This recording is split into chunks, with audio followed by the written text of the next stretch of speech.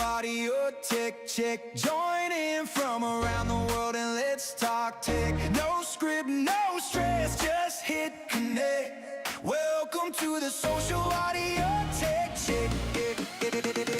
It's 10 a.m. and the lights are low. Melbourne calling, let the rhythm go. No camera lens, just sound and vibe. The whole world's here and we're going live. From static sparks to golden tone, we fix it fast, we're not alone. A little glitch becomes the groove. That's the way we always move. Welcome to the social audio tech check. Join in from around the world and let's talk tech. No script, no stress, just hit connect. Welcome to the social audio tech check. Mics are hot, the signal's clear. Friends from everywhere, tune in here. We test, we learn, we laugh, we play, making magic on a Wednesday. Hear the hum of hearts online. Every echo falls in line. All our voices intertwine. Now the world's in perfect time. Welcome to the social audio tech check. Join in from around the world and let's talk tech. No script, no stress, just hit connect. Welcome to the social audio tech check. Welcome to the social audio tech check. Join in from around the world and let's talk tech. No script, no stress.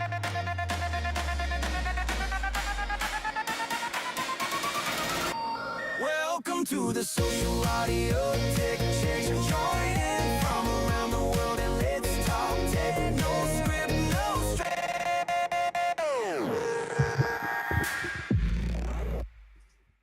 Well, hello, Keith Keller, Melbourne, Australia.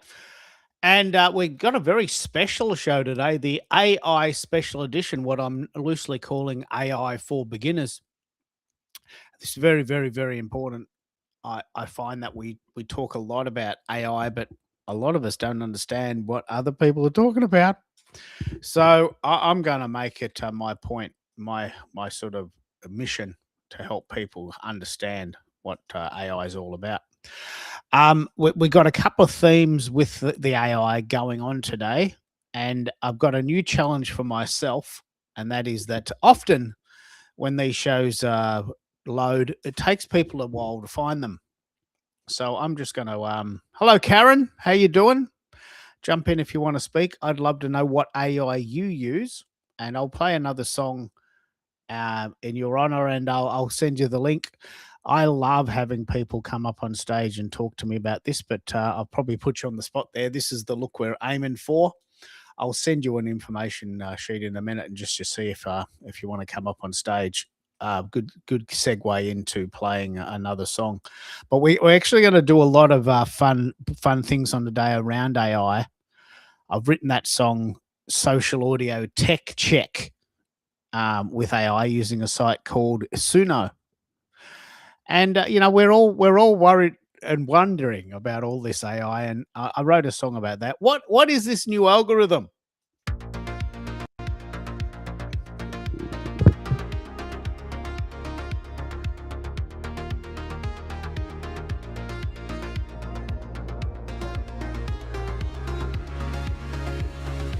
What is this new algorithm?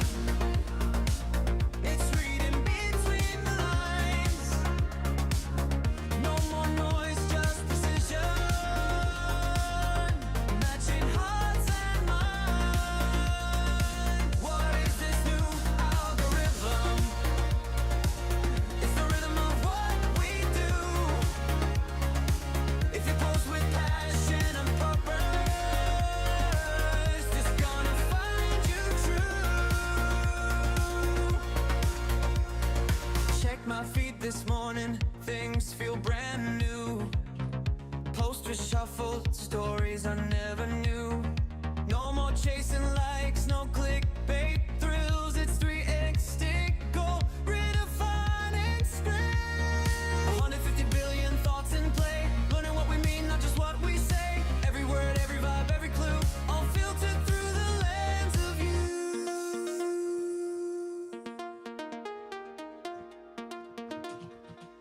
What is this new algorithm?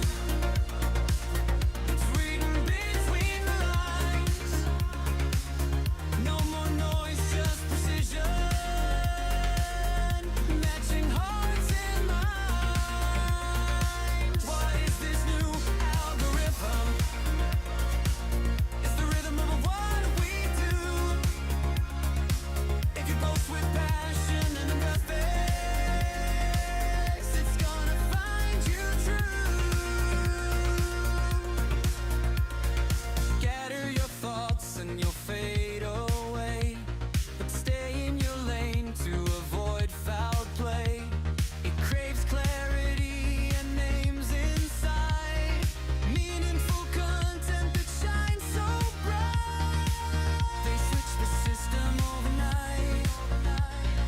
Thousand models gone new inside. We'll fix this latest that you'll find no shortcut flights. What is this new algorithm? It's written in between the lines. No more noise, just precision. Matching hearts and minds. What is this new algorithm? It's the rhythm of what we do.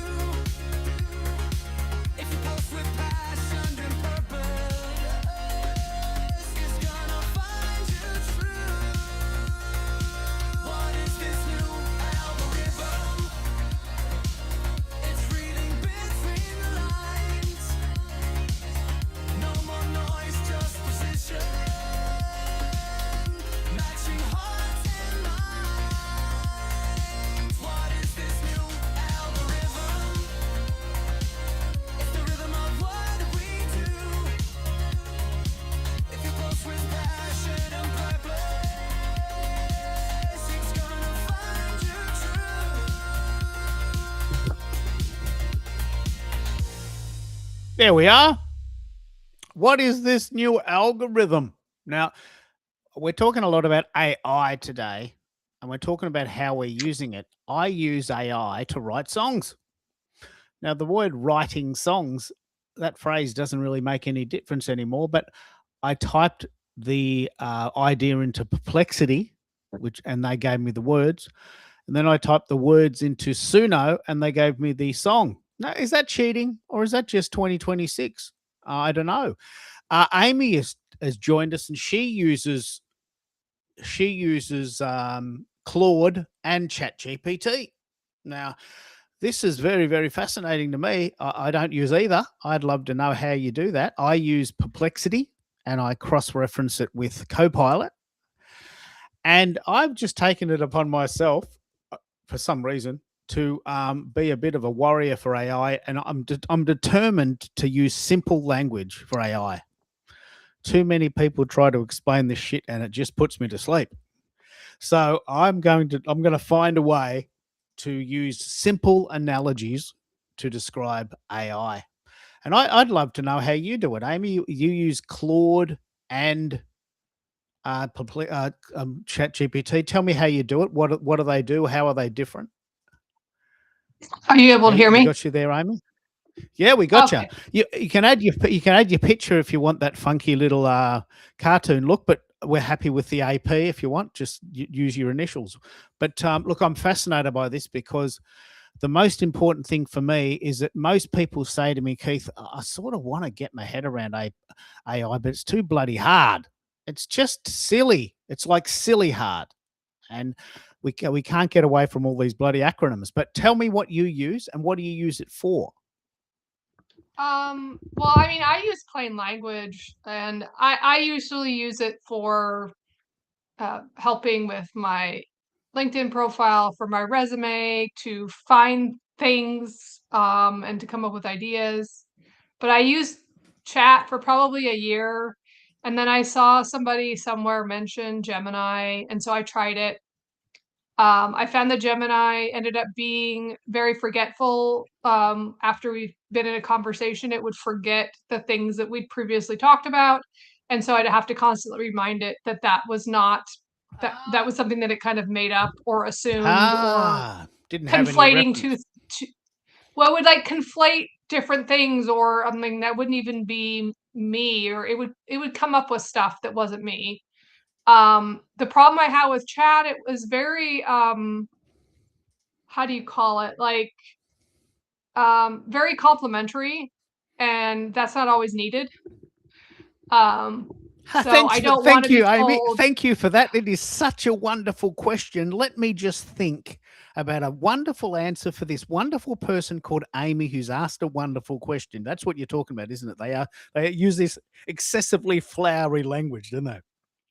Well, not even that. It's like everything you did was right. I was like, no, I want you to be that friend that tells me when I've, overstepped something, or that I've made a wrong decision, or that somebody who mentioned something, I should consider their point of view. Maybe not every point of their point of view, but this part's correct, and maybe this part you should reconsider. So that's why I like Claude, that it'll do that.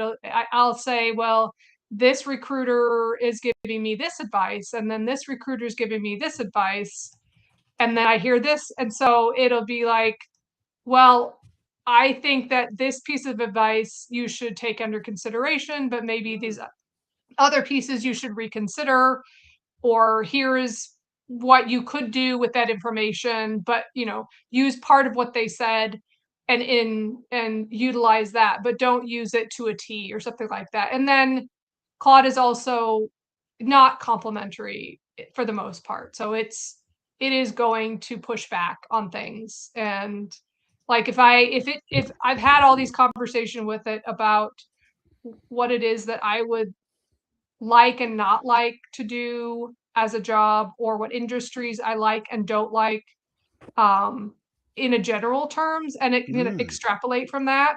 And then when I give it a job description, it tells me why I would like it, why I wouldn't like it, and what I should consider. Um, and then I say, yeah, you're right. I don't really want that job because of the things that you pointed out, like stuff that I already knew when I gave it to them, Mm. or to it, or whatever you want Yeah. to call it. And do you use it as a text, or does it talk to you? I just type in it, and I think that helps it understand how it is that I think and write, so that if I have it help me write something, it speaks in my voice, because it knows that I don't use, corporate language, and just just the way my tone is. So I haven't used it for other things, other than just typing in. And then I've had it help me find things in this new part of Texas that I live. So I Yeah. want to find a biologic dentist, which is like a holistic dentist, and there's not a lot of them in the country. Sometimes they're hard to find, but I was able to find one by using Claude. I believe it was Claude. It might have been Point. It might have been Gemini, but so I'll use it to find things that are hard to find by just typing it in Google or Bing, because I'm looking for the cross section of, two or three things, and Yeah.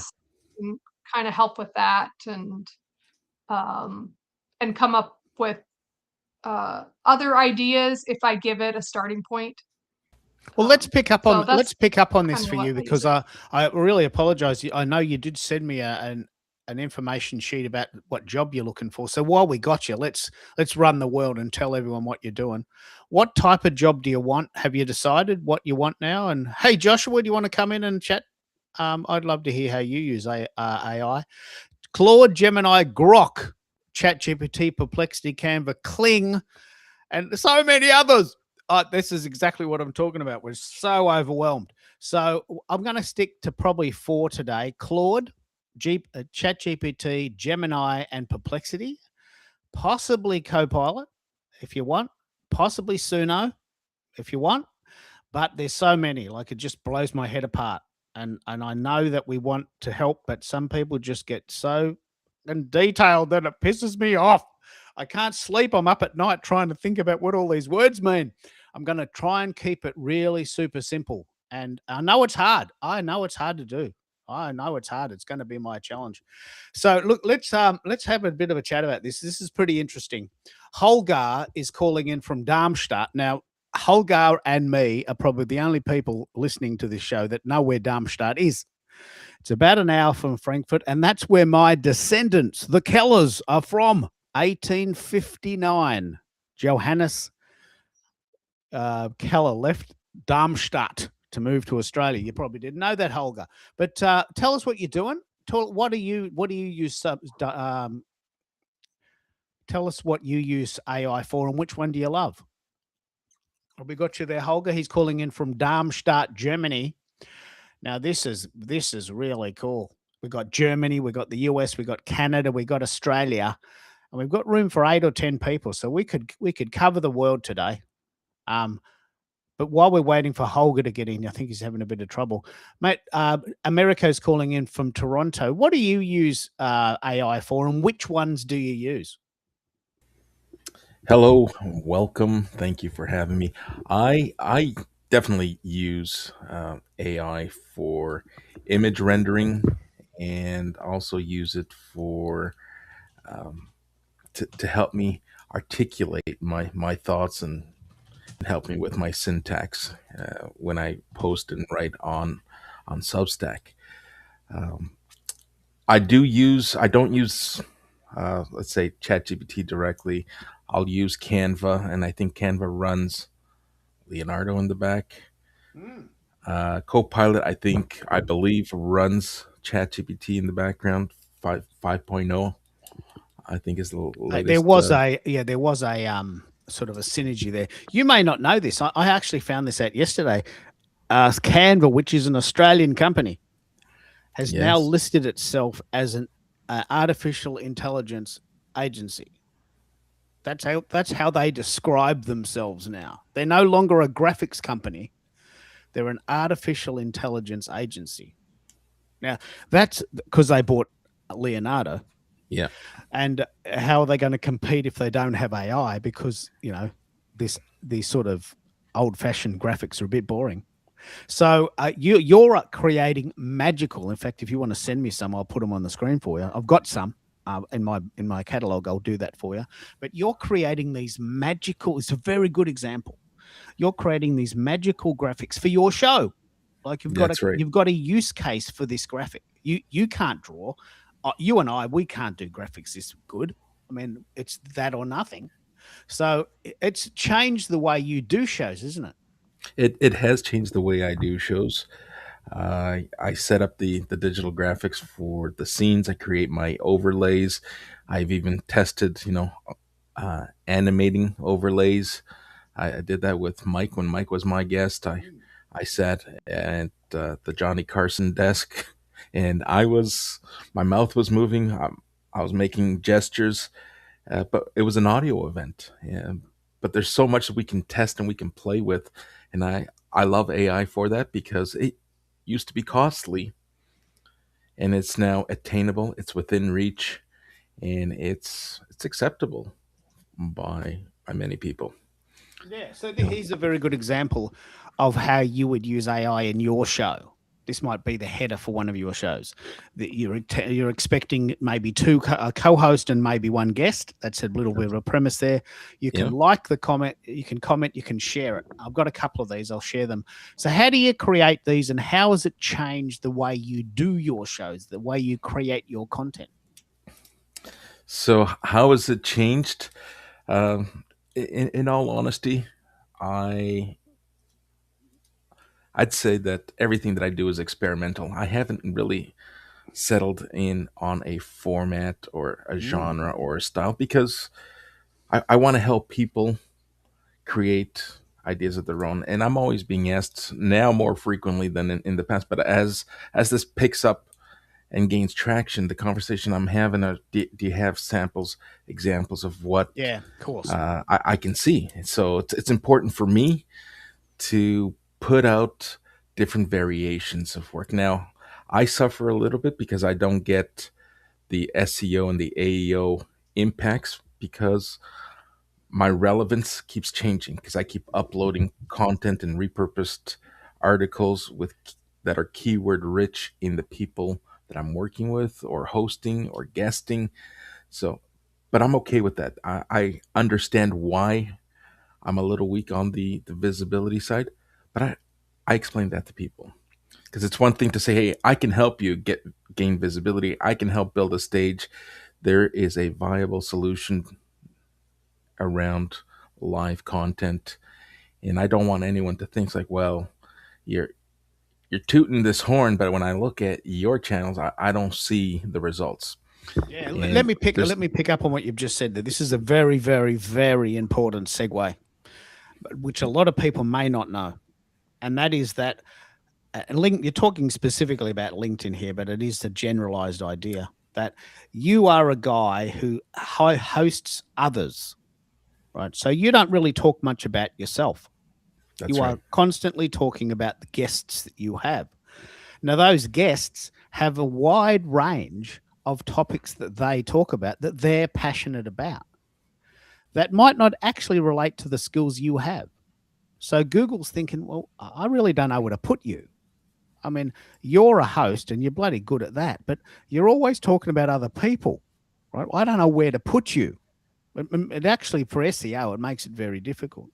But that's not a crime because you are such a good sort of host that you want to be known for that. I mean, if you Googled Oprah, I'm guessing you wouldn't probably find much about her. I don't know. Let's try that.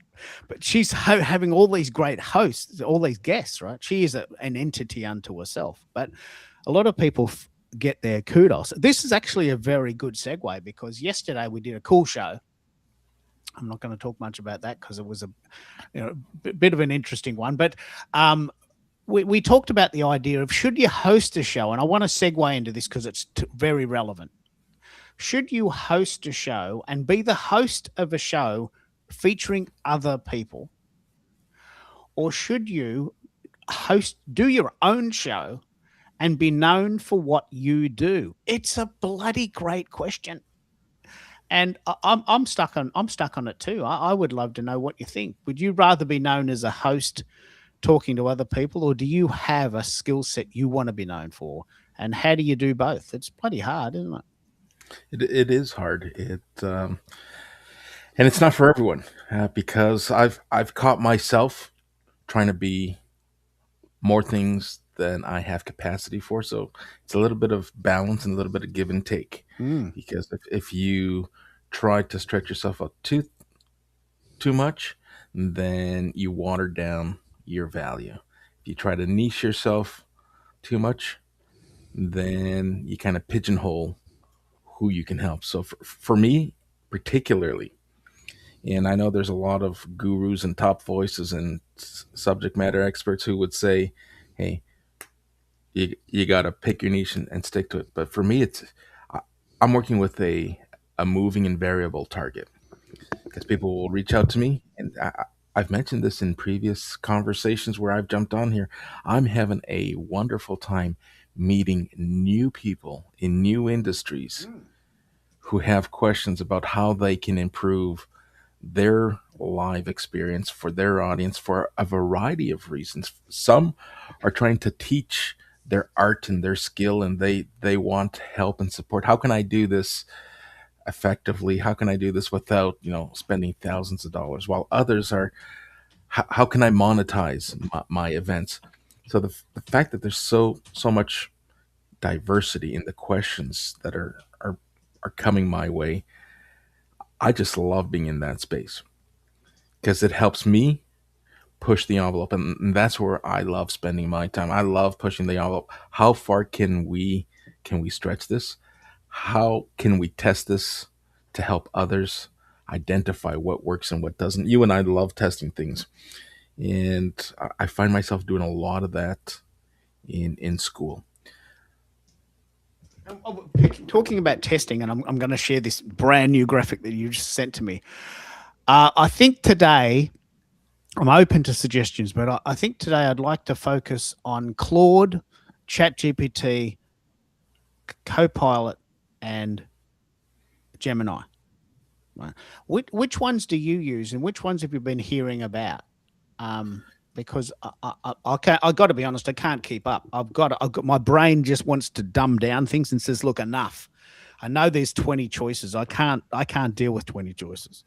I want to deal with 4 choices. ChatGPT, Gemini, Perplexity, and Copilot, maybe. There's so many, I can't even verbalize how many there are. And that's Hey, freaking me out. It's freaking me out, to be honest. So, I which do you use? I stick to one.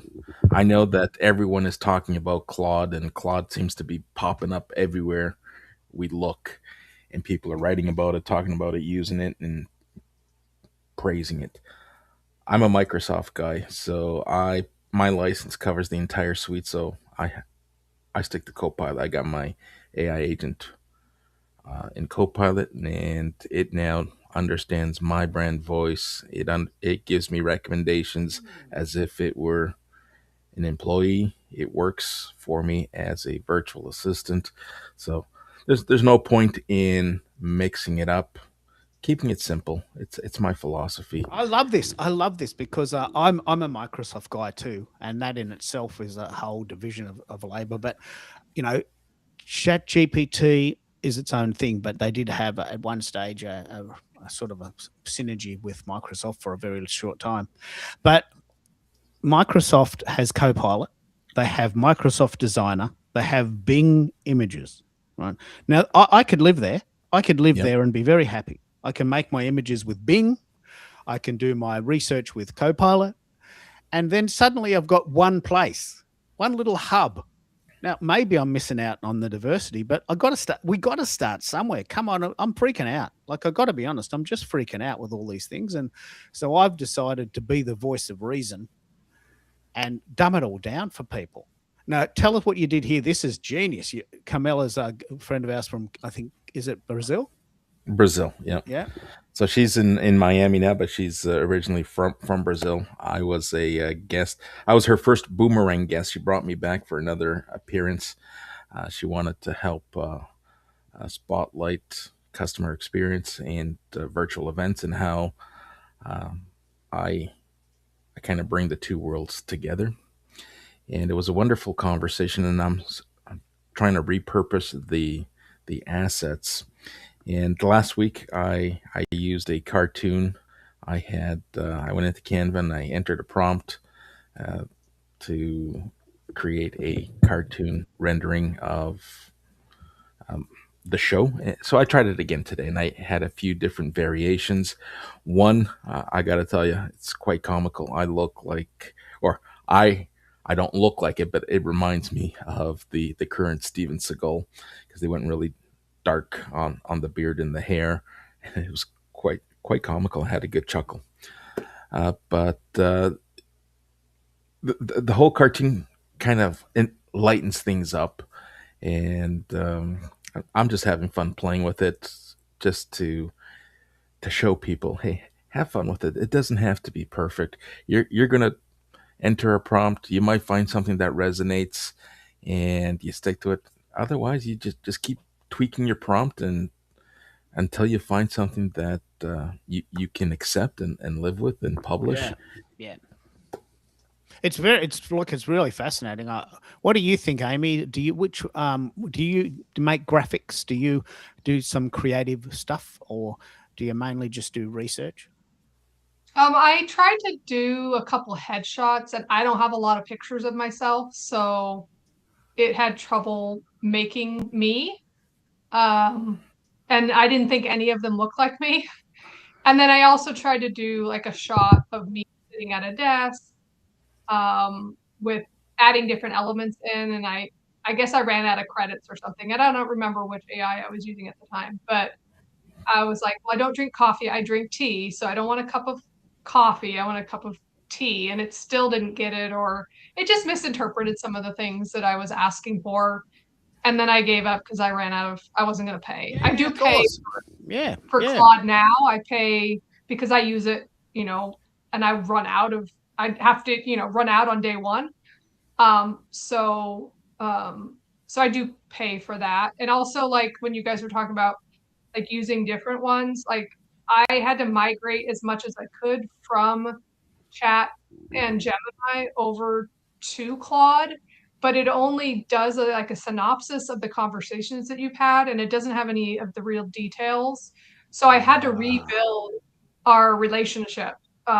So that's the struggle, unless somebody else knows how to do it better, but of migrating information or moving from one to the other and back and forth. It's like talking to your best friend, from 5 years ago, and then talking to them now. Like they don't have the information from that time between, so they don't know what's going on. So you just have to catch them up, right? So Yeah. Well, that's a good analogy. A lot of people are asking me, Keith. There is some ethical dilemma with ChatGPT. We can have a bit of a chat about that if you want to. But some people are thinking, look, I really don't want to use ChatGPT anymore. I'm going to move to Claude. But how do I get all my stuff over there? And as you said, sometimes you just have to start again. And if you've been going at this for 5 years, look at all 2 years. I mean, it only started in November 2022. I Googled that today. I want to tell this really funny story. In November 2022, probably December 2022, this bit of a smartass comes to this Christmas party that we have every year, and he knows everything, and he's, you know the type. He goes, oh, mate, there's this new thing called ChatGPT. It's only been invented like today. So like had 100 million downloads in 24 hours. It's going to take over the world, right? We're all sitting around the barbecue. And he goes, oh, okay. I haven't heard of this one, but that's all right. Let's have a chat about that. Right. And there's all these arguments going on about AI and the destruction of the world. And this guy said, look, because this barbecue we went to was a few musos, and we were talking around, and said, mate, let's just write a song. Let's see if it can write a song. So he says, okay, girl on a train eating pizza. That was the prompt. And it came up with, wasn't connected to a music generator yet, but it came up with this really lovely verse, chorus, middle eight, double chorus, end bit. I was on the train. I met a girl. We bought a pizza. We got married. We got 3 kids, right? All in 3 minutes, right? And this guy said, mate, I reckon we're going to be able to write songs. This is exactly what happened in December of 2022.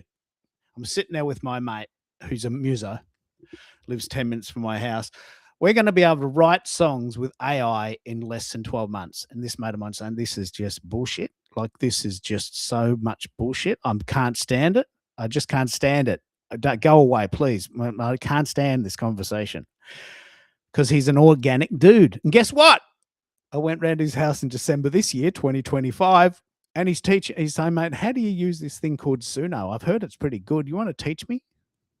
So within 3 years, he's gone from being an absolute diehard, heretic, to being someone that says, mate, I have to embrace this. I'm loving this, mate. You got to teach me this. And so it's only been 3 years. December 2022, when ChatGPT came out. I still remember people going off about it. Personally, I've still never used it. Me personally, I've never used it. But I keep hearing about Claude and Gemini and Copilot and Perplexity and Pi and Grok. And they're all just combinations. I think it's exciting that we have this conversation and keep it going. If you want to, we've got room for 8 people on stage. I'll send the link to different people. Nano Banana is Gemini's answer to the AI generation of images. So I got to be very, very careful. I get a bit overwhelmed with this stuff pretty quick. But anyway, if you want to come up, just yell out. I'll send you the link, and you can come up and tell us your story. And please keep it simple, because I get a bit overwhelmed. And I want to be the guy that teaches this in simple language. And it must be possible. Like, it's got to be possible. So how do you go, America? How do you keep it simple for people that have not yet embraced this? Well, I lean into some simple marketing techniques. Just make sure you're answering someone's problem. So if you're generating a picture, is it portraying the problem that you're solving? Is it portraying the process in which you are solving it? And can it articulate visually what the payout is. Is there a return on your investment when this image gets put out? Can someone piece it all together and say, hey, Americo is the live streaming coach? I'm using myself as the example here. He's the live streaming coach, producer, and does it pick all of that stuff up? So keep it simple with the principles. Don't try to overwhelm yourself, making it too busy where people, because it's similar to writing. When you try to front load people with information, here's all the things that I can do, and if you read this pamphlet and the font gets smaller so that you can fit it all into one page, or you turn it into a 50-page white paper, you're going to lose interest. People are not going to want to invest that much time. We are living in a attention economy, and I know you hate it, and it may not be in today's subject up for discussion, but part of my repurposing strategy is those AI generated short clips over on YouTube. Yeah. No, there's 4 4-second seconds. videos. Here's a link to the Today Show. What's it about? Here's a link to Today Show. Well, what's it about? Here's a link to shut up. What is it about? Tell me more. Click on the link, right? So it's like this little 4-second. Oh God, they piss me off. They piss me off so much. I've never been so annoyed. Tell me what it's about. What it's about. Like it's like my friend, actually my best friend's girlfriend. She goes, "Oh, you got to see this movie. What's it about?" Well, you got to see it. No, what's it about? I'm not going to waste 3 hours of my life watching a movie I don't like. Well, you can just walk out. Yeah, but what's it about? Oh, you'll see when you get there. Well, come on. Give me some clue. Well, if I give you a clue, then you know what it's about. I want to know what it's about before I take an hour to get to the cinema and pay $20 and get inside and go, actually, this movie is really shit. I just wasted a whole night and $20 of my own money on a movie that could have been an email, right? And so I'm very brutal with that now. Like I really want you to get the skinny. So these 4-second videos, like I can't explain how angry they make me because they don't tell me anything. Yeah, but that being said, I'm only one person in a world of 8 billion beings. People love them, don't they, America? They're going off on them, aren't they? They are going off on them, and I'm testing different variations.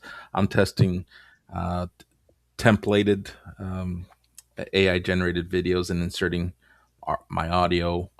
I used one the other day to repurpose a short clip that I put out last year, and I brought it back to life and reused it and put a little bit of an AI twist, and it took off again.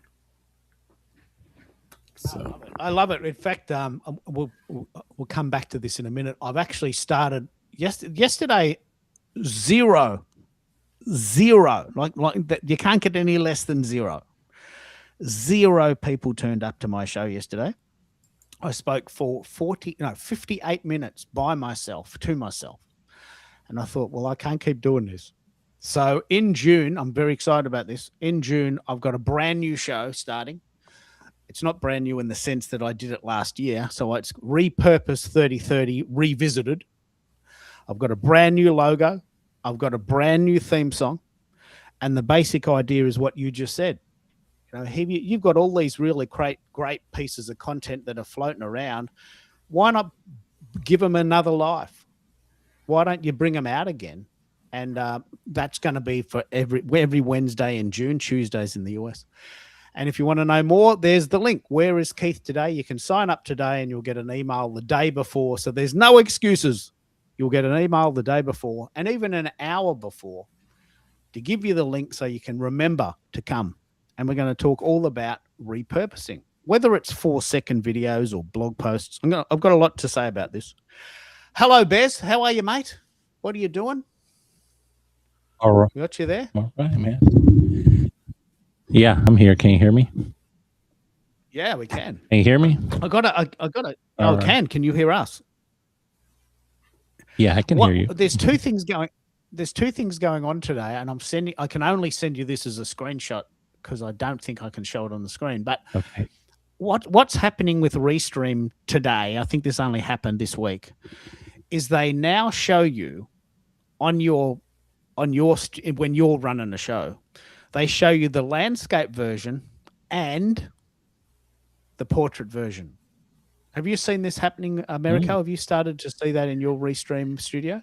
Yeah, I see that, and I think that's more of a marketing decision, because if you upgrade to Pro, you can simulcast Mm. in both landscape as well as portrait, Yeah.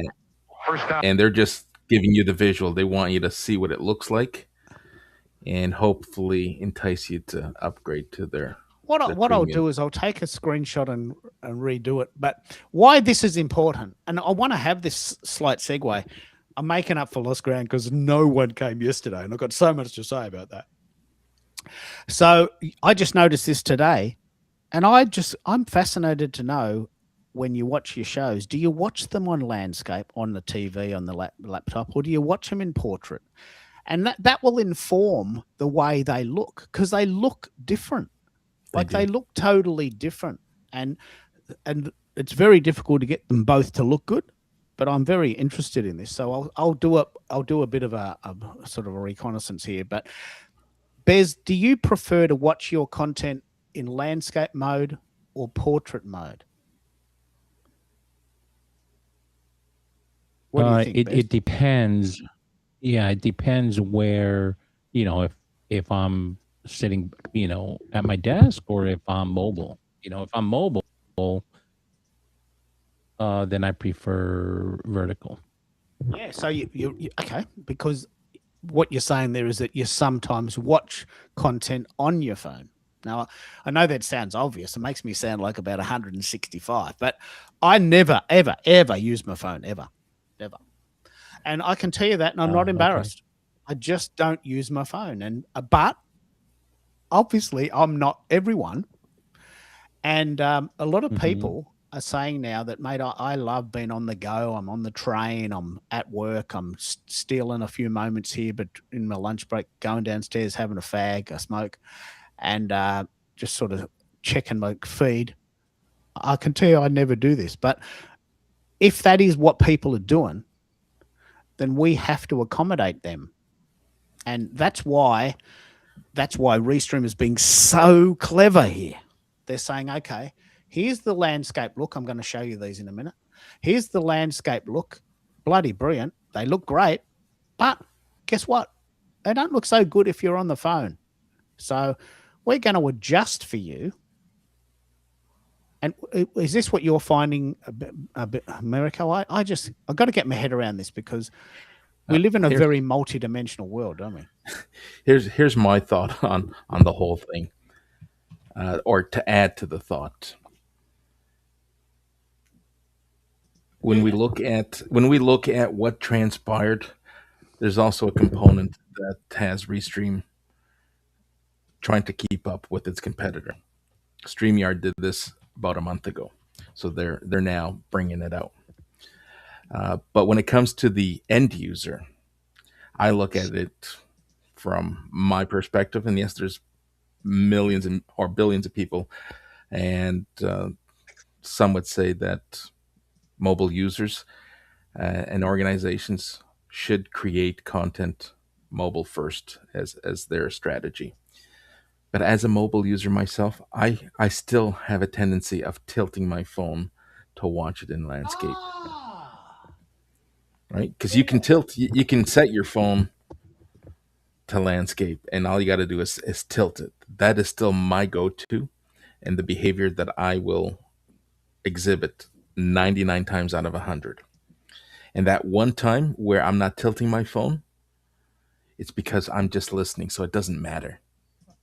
It's either Bluetooth into my car or into my earbuds, and I'm just listening. So what it looks like makes no difference to me. Yeah.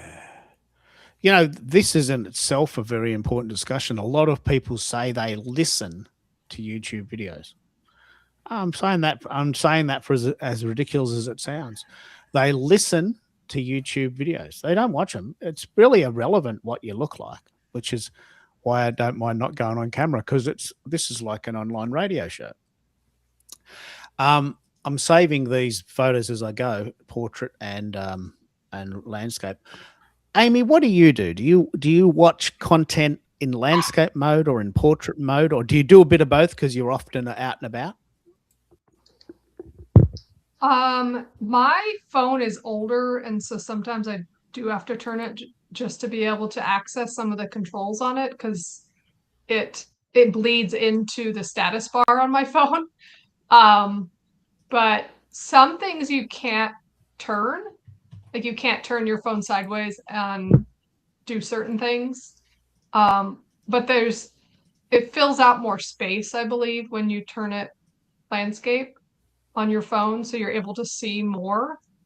My eyesight's also getting really bad, so if that makes it bigger for me, then that's what I do. But I both on my laptop a lot during the day, and then if I'm out and about, I may check my phone, when I'm getting into the car, before I get out of the car to come in the house for a couple minutes. But I think I probably do both, and I do watch videos with no sound. Yeah. Mostly because I share a house with like. Oh, you three do the other people. reverse. You actually watch videos with no sound. You do the reverse. You're not listening to YouTube videos. You're watching music. You're watching videos with no sound. That's the exact opposite story. Because I follow this lady who does horses. She breeds horses and goats and everything. And so I don't always need the volume. I could just see the horses. I love horses.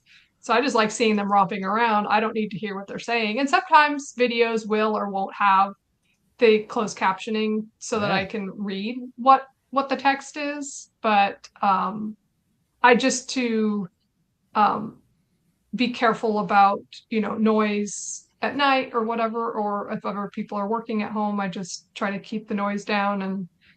But Have you still ever be been able on to a watch train? videos. Have you ever been on a train or a bus and some guy is listening to a podcast at full volume up the back? And you just like, I'm a very placid person, but I feel like getting up and thumping him. Mate, it's a bus. There's 20 other people. The last time I was on a bus or a train, we didn't have cell phones. So I was a kid. Okay, no worries. Well, public transport's big in Melbourne. In fact, it's free in Melbourne till the end of May because we're going to run out of petrol and no one can drive. So that's a story unto itself. But so public transport is free in Melbourne for the rest of this month and also in May. And then half price for the rest of the year. We have buses and trams and trains. I'll tell you, I've got a story about that in itself. But wow, you actually watch videos without sound, which is the exact opposite of listening to videos without images. It's the exact opposite. So let me just regroup. This is what it looks like. And you can do both of these now. This is what it looks like if you have the landscape format, right? And this is what it looks like if you have the portrait mode. Now, if you're looking at this on your phone, you'll know this, but I didn't know this because I don't use my phone. So look, I can live with this look. I can look. What do you think of this, Americo? I can live with this. This is not bad. No, it's not bad at all. And in fact, you can use or generate and use AI to generate a background image, and this would be imposed, right? Because you're using a native graphic from Restream Studio, but you can put a custom graphic on the background as well, right? Yeah. I don't even know how far we can take this idea. I'd love to just shout out to Katrina, and please join me if you can. I know you're really busy, but you're so clever. I'd love to pick your brain on this stuff. Portrait mode or landscape mode, and now with Restream Pro, you can do both. And I think with Pro, it does it simultaneously. My gut feeling without checking is that possibly on the free version, you can do either or. But on the Pro version of Restream, you can do both. Now, I'm not that unhappy with that look. It's not my preference, but it looks reasonable. It's got an image. It's got the people talking. It's got a little bit of a sort of bit of text there. I can live with that. But tell me what you think. Portrait or landscape mode? Which would you prefer? What a great conversation. And what have you found a bit of a preference for your listeners, America? You're doing some thumping work. I really want to pick your brain on this. Have you had some preferences sort of brought to your attention from your listeners, or do they just turn up wherever they are? They turn up wherever they are. I hosted a happy hour hangout for uh, our school community, and people surprising. Well, I shouldn't be surprised yet. I say surprisingly, um, people show up on their phones and they stream on and off camera on their phones. And I know you and I have similar opinions, but hey, it's an acceptable means of communicating. You don't need to be planted at a desk in a studio in a quiet place. A lot of people join on the go, and it's Yeah. becoming normal. We have to accommodate this. One thing I have been meaning to say for the last 10 minutes is you sound fantastic. Now you are definitely not on the go in the car. Like you don't have that on the go in the car sound, which I personally cannot stand, but I have to learn to deal with it because obviously that's what people do. But you sound fantastic. Has your new laptop arrived? Have you changed something? The new laptop has arrived. I'm still working on the entire configurations, but surprisingly, because I've eased up on the stress I was giving my old laptop, I am talking on my old laptop for the time being using my old JBL headset. Ah. But because I'm not running 50 different things at once, I'm just streaming on this one tab. You can hear the difference. It cleans up the sound a little bit. I was testing the new laptop yesterday, and truth be told, there's a whole story behind it. I was testing the new laptop yesterday. I went live, and for 40 minutes, I was talking. People were joining. I was asking, hey, if you want to join me on stage or just drop your comments. And people were coming and going and coming into the studio. I was letting people in, and they weren't able to unmute themselves. And it didn't dawn on me, so I just kept going. Hey, you know what? I'm dialed in. No one's telling me otherwise. No one's jumping in the chat saying, "Hey, we can't hear you." So I went on for 40 minutes, and then started working on repurposing the live stream, only to realize there was no audio for both guests. There was no audio for people coming into the studio. No one could hear me, and no one told me and let me know that they couldn't hear me. I couldn't hear my guests that were joining me on stage.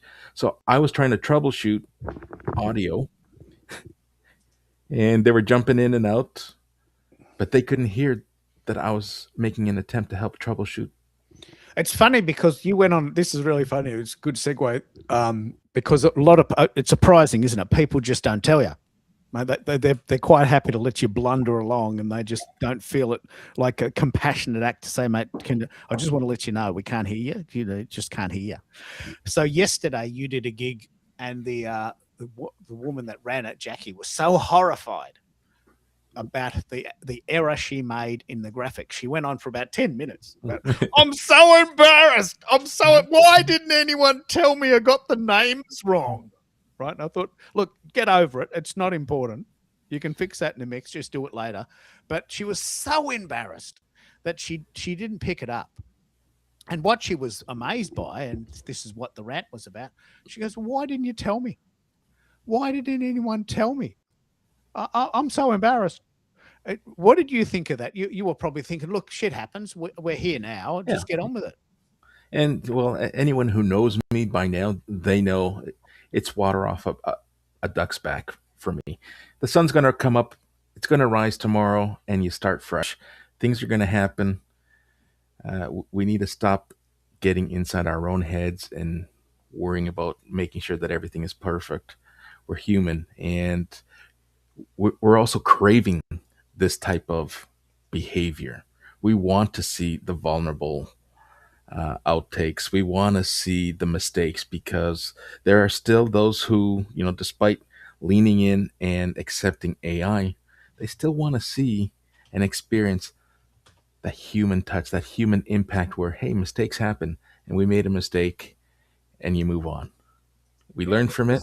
this is why I love these shows so much. Like, I want to share this story.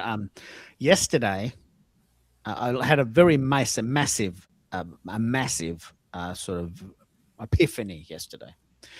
Yesterday, I almost cracked an hour talking to myself, what I call talking to the rooster. And I sat back and I thought, do I still want to do these shows? I mean, what am I doing? I'm talking to myself for an hour. There's no one here. There's not a single person here. What am I doing? And who cares? I mean, if I didn't do the show, no one would notice because no one noticed that I was doing the show. But then I thought, I'm going to flip it. I'm very proud of this. I'm going to flip it. Every time I do a show, I'm going to go for at least 1 hour and challenge myself to talk. I've got 12 songs lined up. I'll play a few in a minute. I've got 12 songs lined up. So even if not a single person comes, I can last 1 hour. And then if no one comes after 1 hour, then fair enough. There's no one there. I'll just stop and then I'll just go to the beach. But I got quite upset. And I realized that we're all busy. It's summer. It's coming into summer there. The weather's getting better. You probably just want to go out and get an ice cream or play with your horses, Amy. You probably don't want to be spending time online when you could be out with your horses. Yeah. What do you think, Amy? Would you rather be outside than online? It's been raining here a lot. I don't want to be outside. Oh, okay. And I don't have my own horses. I don't think I ever want to because they're too much work. Yeah. But I did go for a walk today because I was tired of sitting and I had to take my umbrella and I got my socks wet. But I am somebody who likes to be using technology, so I don't mind, and I need the interaction really. Yeah. This is my thing too. Wifey, I'm retired now, which is I love. I think this is my time. Like, you're going to hear me talking a lot more than I used to. This is my time. I've retired. I can do whatever I want. I choose to do this. But I could be at the beach. I could be riding horses. I haven't ridden a horse for a very long time, so I'm not sure that's what I do in my personal time. But I could go for a bike ride. I could go and get a coffee. I could go shopping. I could go for a drive. I could sleep in. I could watch TV. I can do anything I want. I choose to do this. But yesterday I was thinking, well, is this a good use of my time? I'm sitting here talking to myself. Am I kidding myself? Am I just pretending to be someone who's important and no one cares? Am I just pretending to be famous? And it really bugged me for a while. And then I thought, look, I love doing these shows. And my limit now will be 1 hour. If no one comes, no one comes. Shit happens. I can't do anything about that. If the world is busy and they don't want to listen to me, I can't do anything about that. But I'll give it an hour. And I think I've found my flow now. Remember, Americo, I was having a bit of a rant yesterday about this, right? And I thought, I don't know what to do. Because, and this is why I love AI. I'll bring you in a minute on this, Bez. I did a blog post about AI and had 500 views overnight. And my blog posts in general get about 10,000 views every 30 days. And I'm thinking, well, if I want dopamine, I just should write blogs every day. If that's the goal, just to get people to like me, I'll just quite literally like me. I'll just write blogs every day. I get 500 views every day on my blog. I'll just do that. But I love doing these radio shows. So I was torn. The blogs are popular, but I'm not really into them. And the radio show's unbelievable, but no one's listening. So I was sort of sitting in the middle. That's where my rant came from. So today I came up with this really amazing theory. I'm just going to do an hour. If no one comes, then no one comes. And it's fine. I'll just go somewhere else. Maybe I'll write a blog. In fact, I've got one ready to go, which will come out after the show. I want to say hello to Jody. And if you've got time to talk, Jody, I'd love to hear your thoughts. We've been chatting quite a lot about this, and she's got an Audio Technica 2100X, which is my second favorite mic in the world. I would love to hear your thoughts on that, Jody. And also, what she was saying is she's noticed a very strong, and I would concede this too, very strong male bias with AI. It must be written by men for men. I just have to have that conversation with someone because that doesn't seem fair. Would you agree with that, Amy? Do you think that AI is primarily driven by men and written for men? And as a woman, do you feel a little bit left out? No, I mean, I started using computers or whatever version of computers there were back in like the 80s and 90s. And so I'm very comfortable with technology. And AI seems just like the iPhone seems very intuitive. Like it feels intuitive to me. Okay. But that's just me. Like it's not, at least the stuff that I use it for doesn't feel difficult or like there's a learning curve at all. I really appreciate that because I sense it. And we've even said that LinkedIn now is very male centric. Now that is a very strong topic, but I would concede that. And a lot of my female friends are saying they feel left out by LinkedIn's new algorithm, but that's a topic for another day. So, Jody, if you'd love to join, I'd love to have you. I know you use Claude and ChatGPT, and we can have a bit of a chat about that. But look, you may not be able to, and that's okay. It is a live show. But why don't we bring Bez in again? Bez, I'd love to hear, picking up on the portrait or landscape mode. This is a very important discussion because I know you love being in person with people, and that is good. I personally don't like this, but it's good. It's human. It's natural. It's very normal. More than normal. It's probably desirable. But the same thing happens if you're always out and about. How can you possibly create content? How do you balance the idea that you love being around people to the fact that possibly you probably want to make more content and you can't? How do you find that balance? Well, number one, my focus isn't content. My focus is needle mover activities, right? So a needle mover activity for me is having a virtual coffee chat with someone with an intention, right? Whatever that intention may be, or that in IRL, in real life. Content, while important, is if you look at the funnel of, like at my place, I'm not retired, but, so if I make content, it would have been with a purpose, right? To get me to have a conversation with somebody, right? So now if I'm further down the funnel, because you've talked about funnels, now when I'm having a coffee chat, whether IRL or virtual, that's a huge needle mover because you're building trust and deepening a relationship. Now you meet somebody in real life, it even deepens it even more, right? Because you're leaning into a natural human, I don't know what to call it, a natural human behavior, right? That we all as humans desire, right? It's just not all of us. Not all of us. Well, don't put us all in the same bucket. Like, I don't want to go and get to my neighbor. You do. I mean, you have a significant other, right? You touch, you hug, you kiss, you. I mean, maybe that's enough for you, right? So that's cool, but it is natural and human, right? Yeah. Humans aren't meant to be alone. That's a very That's not good.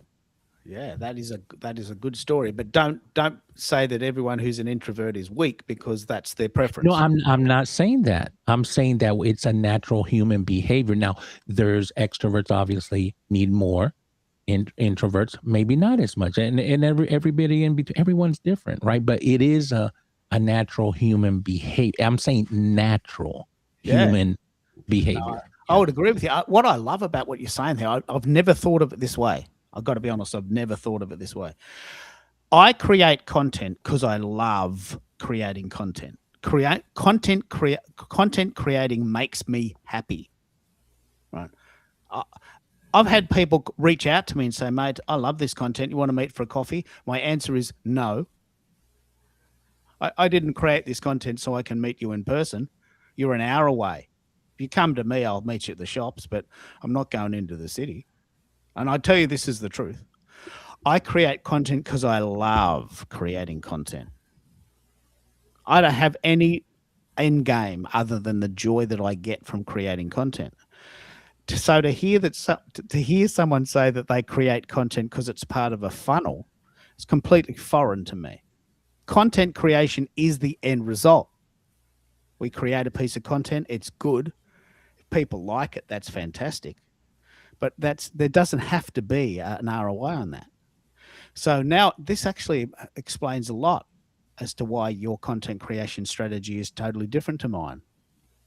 Like, Right, because my ROI, why make content if I can be at the beach, right, and enjoying myself, right? So there's a purpose, I mean, everybody's a little bit different. Everybody has different goals, different things they aspire to or want to do, and everyone's at a different stage in their life. Like, you're in a different stage in your life than I am, and that's okay, right? So you do it for your reason. Maybe one day I'll do it just to do it, but I have so many seconds in a day, so minutes, and I got to decide, okay, what am I going to do? I sleep, I eat, I do all the normal things, but what am I and going you to go do? into the city and you talk to people. That's what you get joy from. Yeah, I mean, you still got to work, you still got to do things. So there's a balance, right? And so and everyone's a little bit different. I'm not saying there's a wrong or a right, right? No, of course. I mean, Of course. where I'm at, if I'm gonna do content, and there's content like if I want to go on a hike, take a few pictures of some trees, and then, there's really no purpose in that other than to take pictures of the beauty around me. That's okay too. That's content without a purpose, but it fills my soul. I can go look at it later. I live in between two national forests. I have deer going in and out of my yard. I can see myself I make content without a purpose all the time, and nobody ever sees it. It's in my phone. So fascinating to hear that concept, and the conversation we're having today is about AI. So what do you do? This is a fascinating concept for you in particular because you love people. And like, I know people, my sister, for instance, like I talked to her and she's living in 1984. Like, nothing has changed for her since the 80s. Like, she's still got a car and a phone, but she doesn't use any of this. She doesn't even know what I'm talking about. Like, it could be 1975 for her. Like, if you send her back to 1975, she'd fit right in, right? Whereas I would just drown. Right? So, as a person who loves people, I'm fascinated to know if AI even figures in your life. I mean, what could it possibly do that would replace people? It doesn't replace people for me. It augments the experience. It augments, look, I use AI for different things, for business, for just, having fun and tinkering and other things. I try to, I've been playing around with it for a long time, and I've been getting a lot better at it. And there's different things I like to do. I like to, to see what parts of my business or whatever I do, optimize it, make it better, more efficient. That's what I'm into right now, right? You know, so yeah, I'm utilizing it that way. There's people I know that love to make tons of pictures. You know, we have a mutual friend called Shadows Pub that Yep. generates many mid-journey images and finally picks one for her daily echoes. She gets a lot of joy out of that process, right?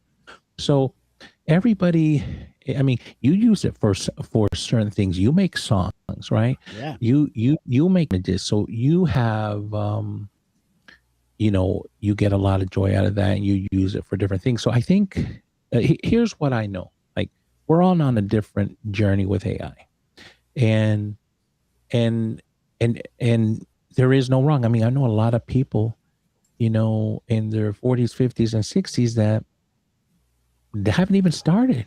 They're like, No. don't know where to start.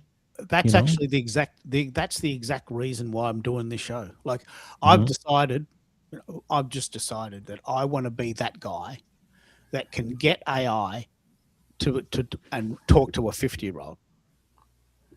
Because most people go, mate, I don't even understand what you're talking about. Shut up. Just shut up. I just have no idea what you're talking about, and it makes no sense to me. And I am that guy. I am that guy.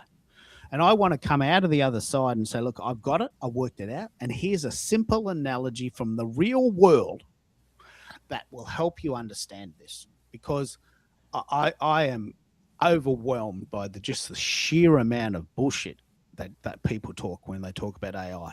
When they sound clever, but I have no idea what they're talking about. No idea. And I feel stupid in their presence. Well, and then you have a lot of executives, you know, making six figures or more that are willing to pay someone good money just to show them the rudimentary basics. That's a huge market. A huge market. That's not a bad idea. You don't worry about the Twitter tech bros. That's not your audience. I mean, they're good, right? There's a whole segment of the market. I mean, do your research. See how many people are really using AI in this world. It's not a lot. No. There's a lot of people would like to start using it that have disposable income and are doing well in their careers, and they know they need to use AI, but they just don't even know where to start. Yeah. Well, you know, I think the thing that I find amazing, and this will be something you'll relate to directly, is that, you know, I'd be lucky, very lucky, to get 100 views on my video that goes for 4 hours, and I promote it for, you know, weeks. But I can do a blog post on a whim for an idea that I've just had having a cup of coffee. It has 500 views overnight. Right. And I'm thinking it's very easy to understand where I'm going to put my time. I do these long shows. I love doing them, but they're a lot of work and no one watches them. I do a blog post that I thought of going for a walk, and I'll test this because I've got one in the bank, and I'll load it. It'll have my highest score is 420 views overnight. I've never had a YouTube video get to 400 views.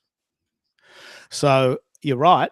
If I can master it, there's definitely a market for this. And I'm very proud to say, Bez, that I'm getting 10,000, actually 11,275 views on my blogs every month.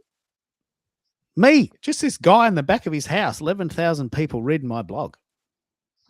Because people have a short look. It's not that your long shows, video shows isn't good, because I mean, think about it.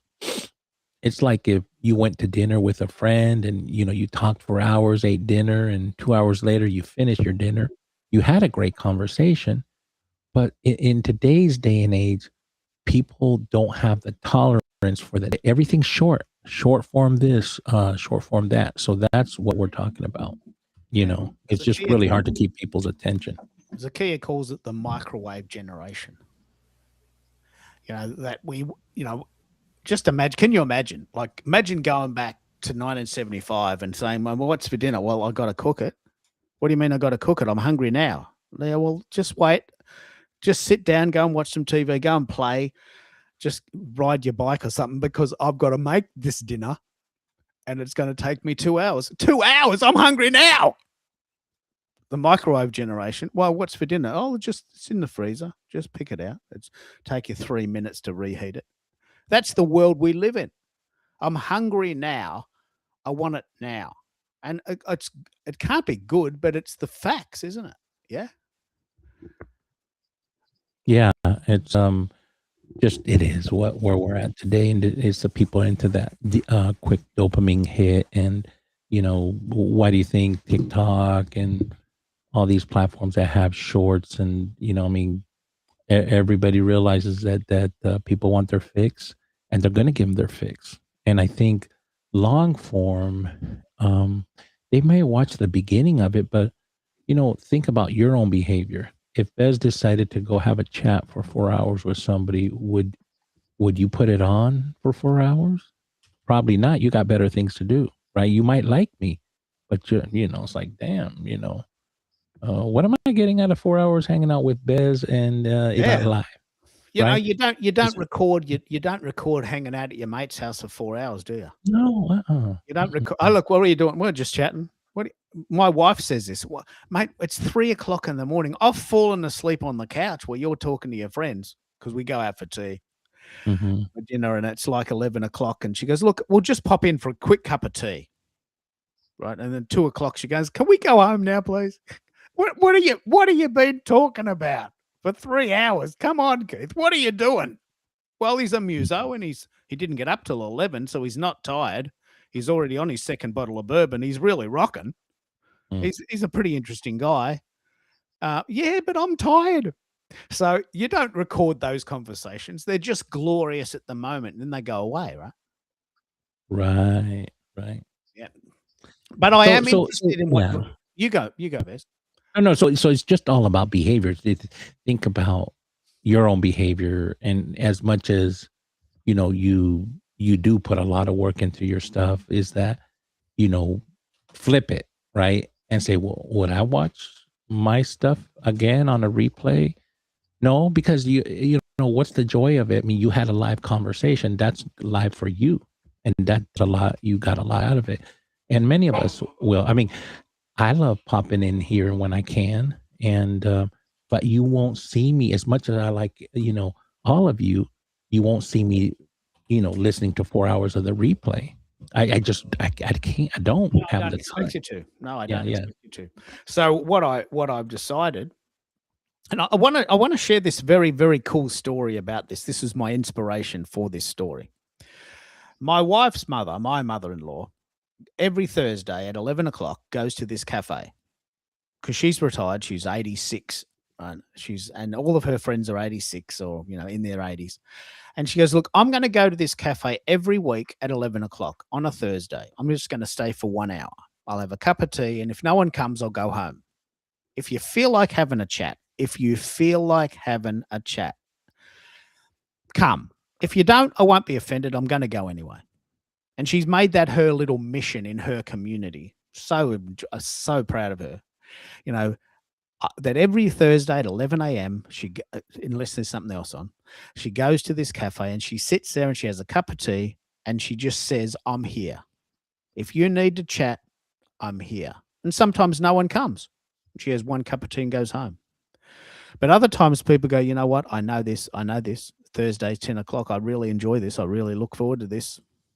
And that's the inspiration for my show. My show is at 10 o'clock on a Tuesday and a Wednesday. If you're free, come. If you're not, that's okay. I'm okay with it. And I think that's going to be the premise. And they are recorded, but I don't even know why they're recorded because no one watches them. Why would they? They're a chat. You're not going to record someone's conversation in a cafe over a cup of tea. I mean, who's going to watch that? But what I love about this is that we cover so much ground globally. And I said this to America the other day.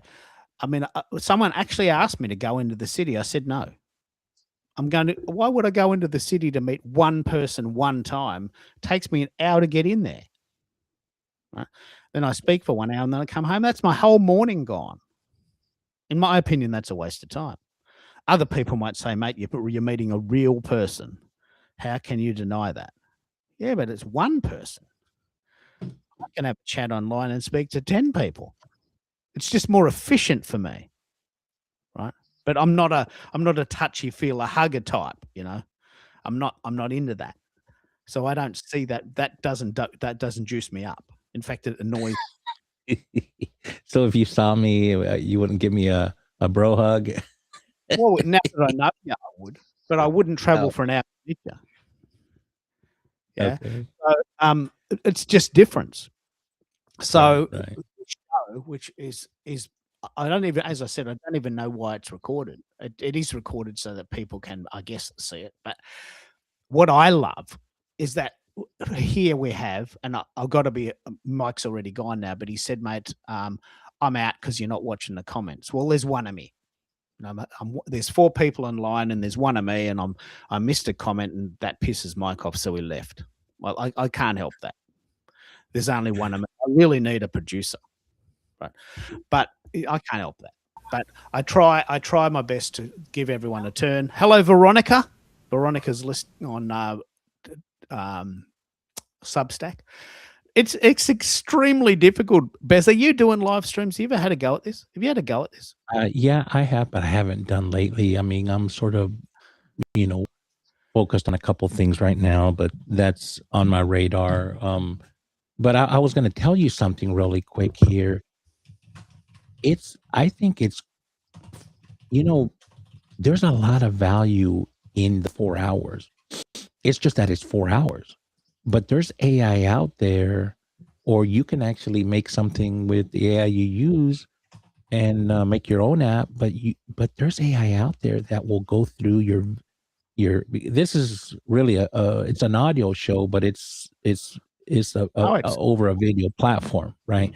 So it'll go through and do some amazing stuff. So it's not like it's not valuable. I mean, it could pull stuff out. It could put trends. It Yeah. could put I mean, the AI out there can do amazing things. Now, probably nobody would be interested in hearing the whole 4 hours, but there's value.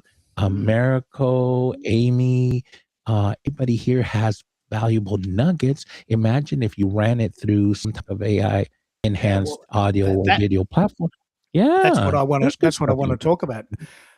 The inspiration for this show, why I decided to do this show in this format today, is that Gemini. Now, I don't know if you know this, but Gemini has now folded Notebook into itself. Yeah. So the product is not called Notebook LM anymore. It's called Gemini Notebook. Now, I'm extremely excited about that. I have no idea how to do it, but imagine if I could, and you can because YouTube is a Google product. So imagine if I could punch a 4-hour video. This is exactly what you're talking about, Bez. Punch a 4-hour video into Google Gemini Notebook. It'll give me a transcript, a synopsis. It'll write a blog for me, create small little snippets, take out the audio, and pump out 10 pieces of content in my inbox. I mean, imagine that's the world we live in, isn't it? Has anyone done this? America, have you experimented with Gemini Notebook or Notebook LM? I have.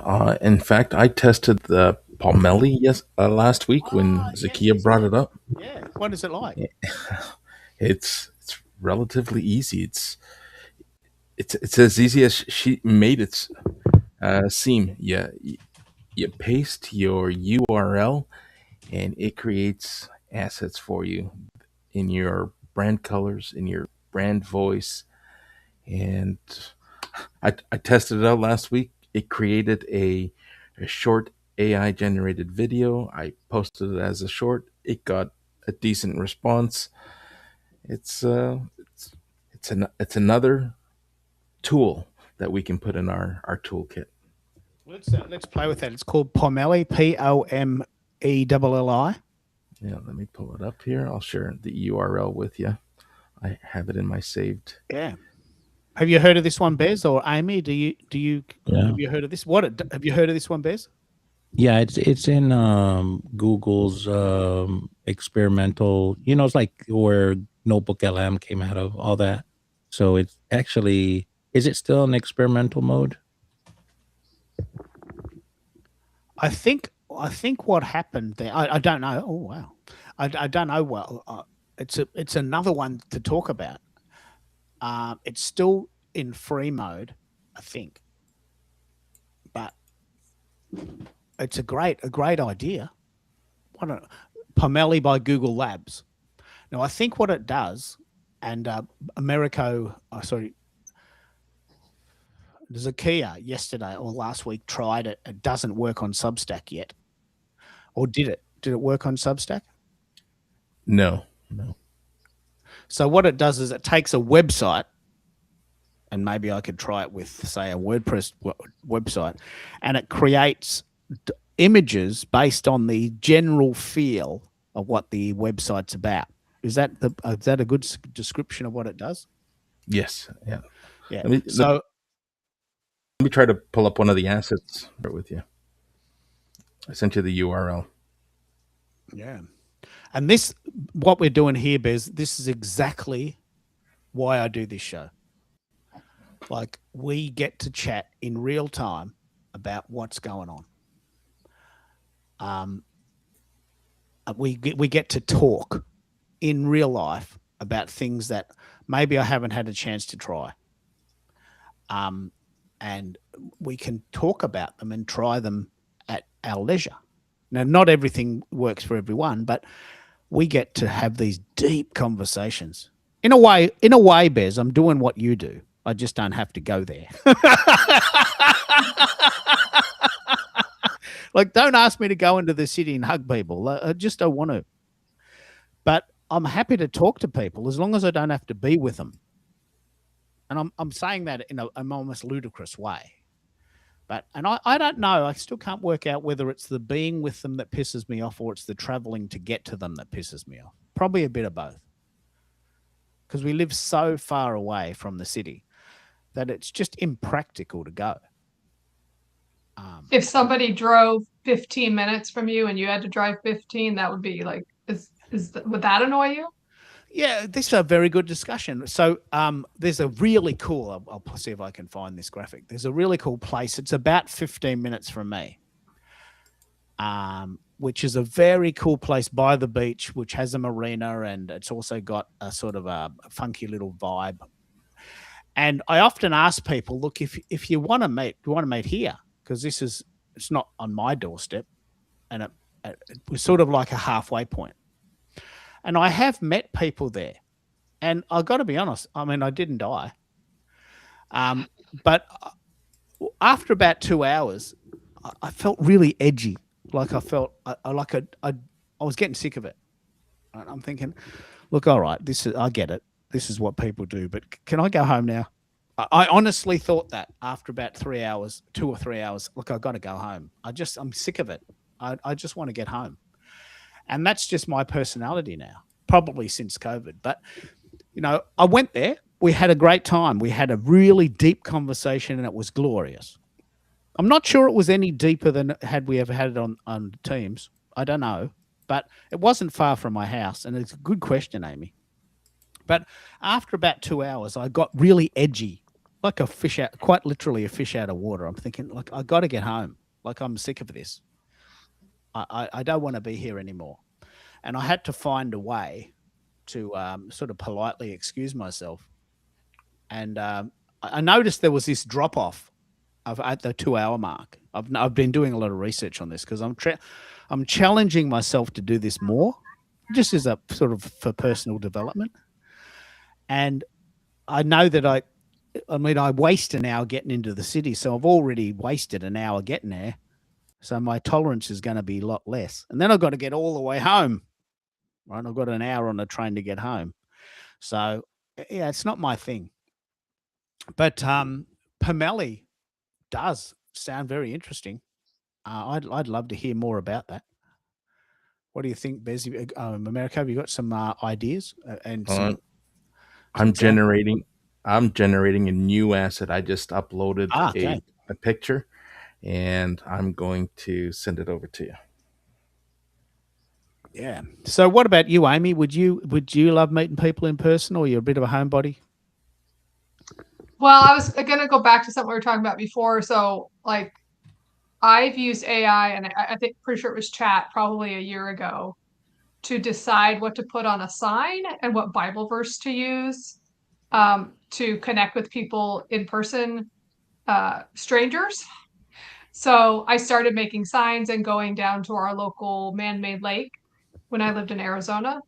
And I just sit there quietly, and I wouldn't, coax people over to me. I would just sit there, and if somebody wanted to talk to me, they came over and talked to me. And so I was trying to make up a new sign that was a little more bold, but didn't want to like scare people away. So like I chose Jesus gave his life instead of Jesus died.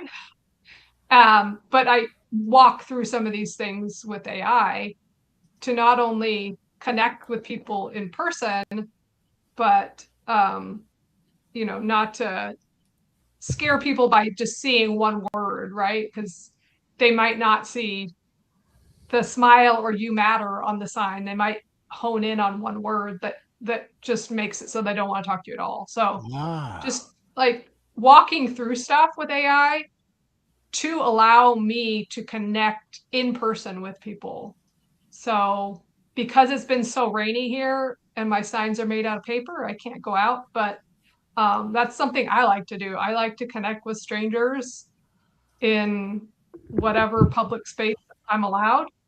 And whether it's a smile or, people give you those hearts with their hands, or um, they just walk by and kind of ignore you, but may walk by again and say hi or something. It's just public interaction for the sake of allowing others to actually kind of know that they're seen. yeah. Look, it's a good question. I'm aware that it's not ideal, and this has happened since COVID. Like Yeah. straight in Melbourne, we were locked up for 2 years. So, I went and bought a URL, better than real life TV, and because I couldn't leave the house, it was illegal Yeah. for 2 years. I thought, okay, I'm going to challenge myself to not leave the house for 2 years and see how much I can do without leaving the house. And I was surprised by how many things I could do. We get our food delivered every week now, still even now after 6 years. Every week, food delivered Tuesday, 4:30, basket of goodies.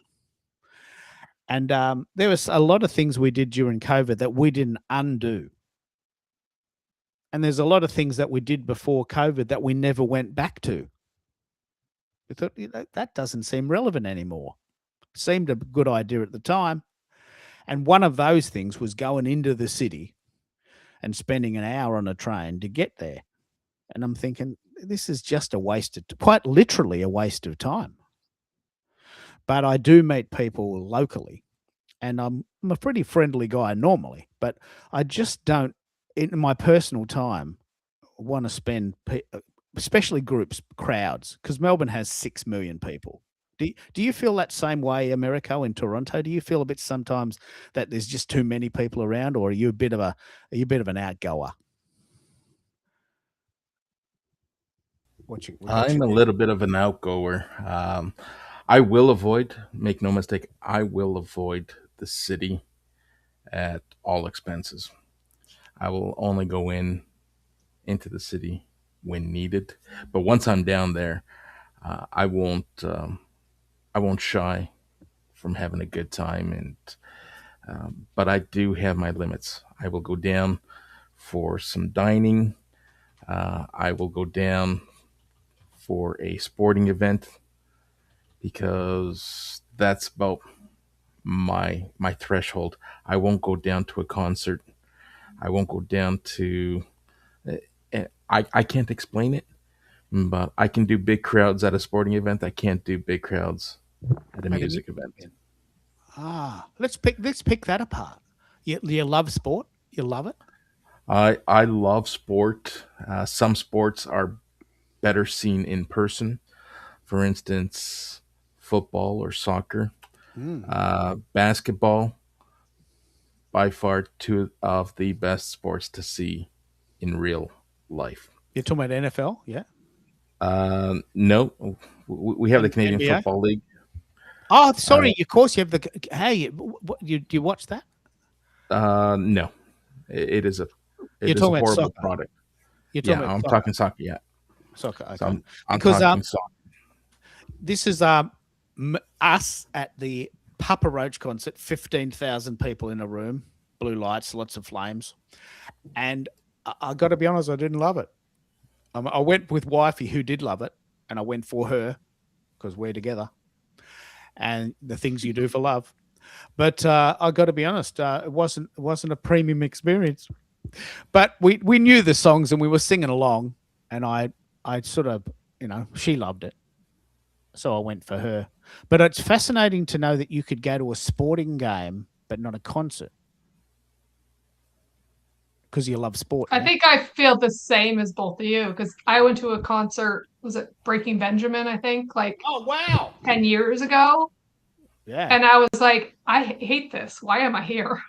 yeah, Because I used to go to concerts like when I was a teenager. Of course, then I was going to a lot of like Christian concerts and stuff, but yeah. it was just, I'm 50 now, like everything's too loud. Uh, people are weird, and I just don't want to be around that many people.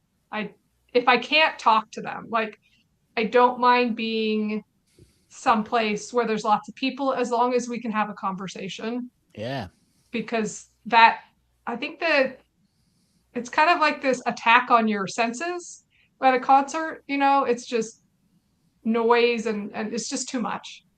It is So I that is actually a very good analogy because not only are you seeing them, but you're feeling it, and your whole body is vibrating, and it's loud, and there's a lot going on, and if you're into it, like you're into it, but if you're not into it, you feel like you're drowning, don't you? Like you're just drowning in this sea of sensation. I mean, it's no other way to describe it. It's just horrible. But I mean, uh, it's different if it's like, so my old church, we had a worship band and I went to their live recording, and it wasn't a huge amount of people, but that I enjoyed because it was a different vibe than something that was like spectacular. It was more muted, and so that was fine. So I think like a worship concert, I'd probably be okay, but something like, I don't know, Weezer or something loud, I don't think I would like going to. yeah, well, if you ever hear of Breaking Benjamin again, send them over here. None of the good bands come here anymore because it's too bloody far away. Yeah, it was 10 years ago, so I don't know if they're still doing them. I do like them, but Breaking Benjamin are in that zone of Papa Roach, Linkin Park. That's sort of what they used to call their new metal. But I'll come back to this image in a minute. But I want to just say that there's an NFL game in Melbourne in November. Right now, my wife is not going to go to that because she's an Australian. She doesn't want to watch any foreign sports. But I wouldn't mind going. And then I thought, oh, geez, do I want to go into the city? Do I want to sit in a stadium of 100,000 people and watch a football game by myself? And the answer is no, I don't. I don't want to do that. And so I'm not. I'm going to watch it on TV. It's going to be televised. And I think it's in October, maybe September. And I'll watch it on TV. And I'll get all of the goodies of TV. NFL 11th. It'll be the 10th of September for you there for Thursday night football. And it was a very interesting revelation. I love NFL. I love it. Like I love it more than AFL. Please don't ask me to explain the rules of Australian rules. It's a stupid game. I just cannot understand it. But people love it. Obviously, it's a Melbourne game. It was invented here, but I wasn't invented here. I moved here when I was 18. So I feel foreign in Melbourne, even now after 40 years. But NFL, I love. I get it. I used to play rugby. I get it. I totally get the rules. I totally watch the game. But I'm not going to go live. I don't want to deal with the crowd. Right. But tell me about this idea, Americo. Given that we talk a lot about live streaming online, it's a totally different product than live streaming or going live in person. But this is the graphic you've created from Pomelo, yeah? Well, the one to the left was generated by the application, the graphic as well as the written portion. It takes what it believes I want to see. So that's the Pomeli generated image. The one to the right, I uploaded the asset, the Let's Go Live thumbnail, and it generated a it generated the writing for me. So this is all AI generated. If, for instance, and in this case, this is a perfect example, it doesn't align or resonate with your brand voice, you can go in and edit it and customize it and tailor it so that it sounds more in line with who you are and the value that you're driving. Oh, this is very important. What Yeah. what I've noticed, I've done a little bit of research here. It's a good idea, but it's a little bit limited. It'll only work on a website, and it doesn't work with Substack. So what I would love, and this might happen eventually, I'll put it out there, April 2026. I would love to feed a blog post from Substack into this and get it to write create a graphic. That's what I'd love to do. A web link from a Substack article punched into here. I think Zakia tried it. It's only weeks away until that works. Because at the moment I use Bing for that. I use Bing Images. I'm going to talk about this in a minute because it's a very major hack that I've learned that I'm very proud of. Do you do blog posts, Amy? Are you a blogger? I am not. I kind of my only like use for them is like recipes, and then they just make me mad. Um, because I don't want to know your life story before you tell me what ingredients I need to put in there. So that's Carol my says the same thing. interaction. I don't look. I don't care how many babies you have and where you went to school. I just want the recipe for lemon cheesecake. Yeah. Get to the point. Yeah. So I am not so much of a writer anyways. I was probably in high school and junior high, and something happened in junior high that made me not want to write anymore. And so I had to write in my English class in college, which was actually like 10 years ago. Because I went back to school when my kids were in college. And I liked writing, but it was like pulling teeth. It was just hard because I'm a perfectionist when I write, so I just don't like doing it. I love this. America, I've been meaning to ask. We've known each other since December 2024 when LinkedIn stopped its LinkedIn audio events. And at that time, you were saying you were a keyboard warrior writing and you moved to live streaming. Sometimes I feel that I have flipped the switch and I'm now going back to writing from live streaming. Did you write articles before you did live streaming, and did that work for you? And do you still do it? So I will do it with intention. So I'm repurposing my live content and creating those blogs and the summaries over on Substack. And all my short form content is now all generated from a live show that I either hosted or guested, and the content is evergreen. So I no longer compete with myself trying to come up with written content. It was a struggle. I hated doing it, but now it's systematic. Yeah, you have a real life conversation. People are engaged, and it just feels so natural. And where in the past, I really had to kind of scratch my head and think really hard as to what I was going to write. So would I go back? I don't know. But you bring up a very good point. Never say never, because I am recognizing what you just pointed out. Our two roles have now reversed. Where your passion for writing has maybe hasn't surpassed, but you're at that crossroad where you're seeing a better return on your writing than your 4 or 5 hour shows, Yeah. and maybe, you know, meeting somewhere in the middle is probably where you're going to end up. Trying to Yeah, keep your shows. what I do now, what I'm very proud of this. What I do now is I do 2 shows a week, Tuesdays for beginners, Wednesdays for advanced, and I plan ahead, and I'm always talking about it. And it's very hard for me to imagine giving this up because it's how I talk. Like that's what I do. And then the other days I write articles to support the show that I've just done or the one coming up. So the one that I've got in the bank, which will come out probably about an hour after the show, is about this repurposing 30/30 show that I'm starting in June. Right? So one feeds the other. They're both related. But what I wanted to mention, and I had this revelation yesterday, we, for a very long time, were talking about the idea of the Google Notebook creating these audio summaries, which I don't think you liked that much, but I loved them. Like I off the charts loved them. I would listen to them all day because they were mentioning me and they made me sound really important. So I created hundreds of these Google Notebook summaries.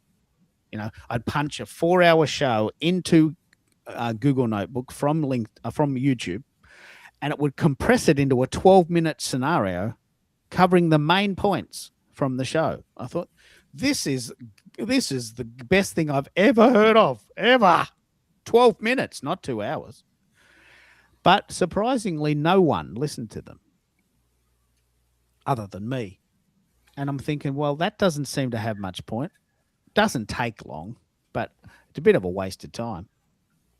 Well, here's the thing in that I started to kind of pick out.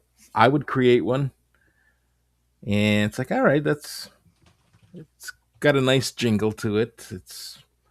And then you would produce one, and then someone else would produce one, and before you know it, it's the same 2 voices, and it sounds very mechanical. You can tell it's synthetic.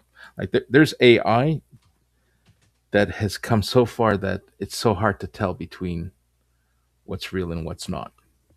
But this is still at a place where it's synthetic.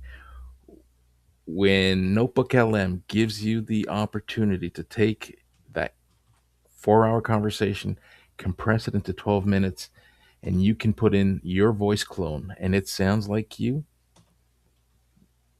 then that's probably when I'll get back on board. Yeah. Okay. I mean, the question will be whether other people will listen to it. Yeah, and if that's enough. Yeah, but what I'm really fascinated by is that we did these AI generated audios, and I thought they were sensational. And I know that I'm alone there because no one else did. And I thought this is such a pity. So I stopped doing them. But, and this is what the inspiration was, I could do a blog post using the exact same data, but putting it in the format of a blog and get 500 views, 420 views overnight. It's the same story, different format. Right?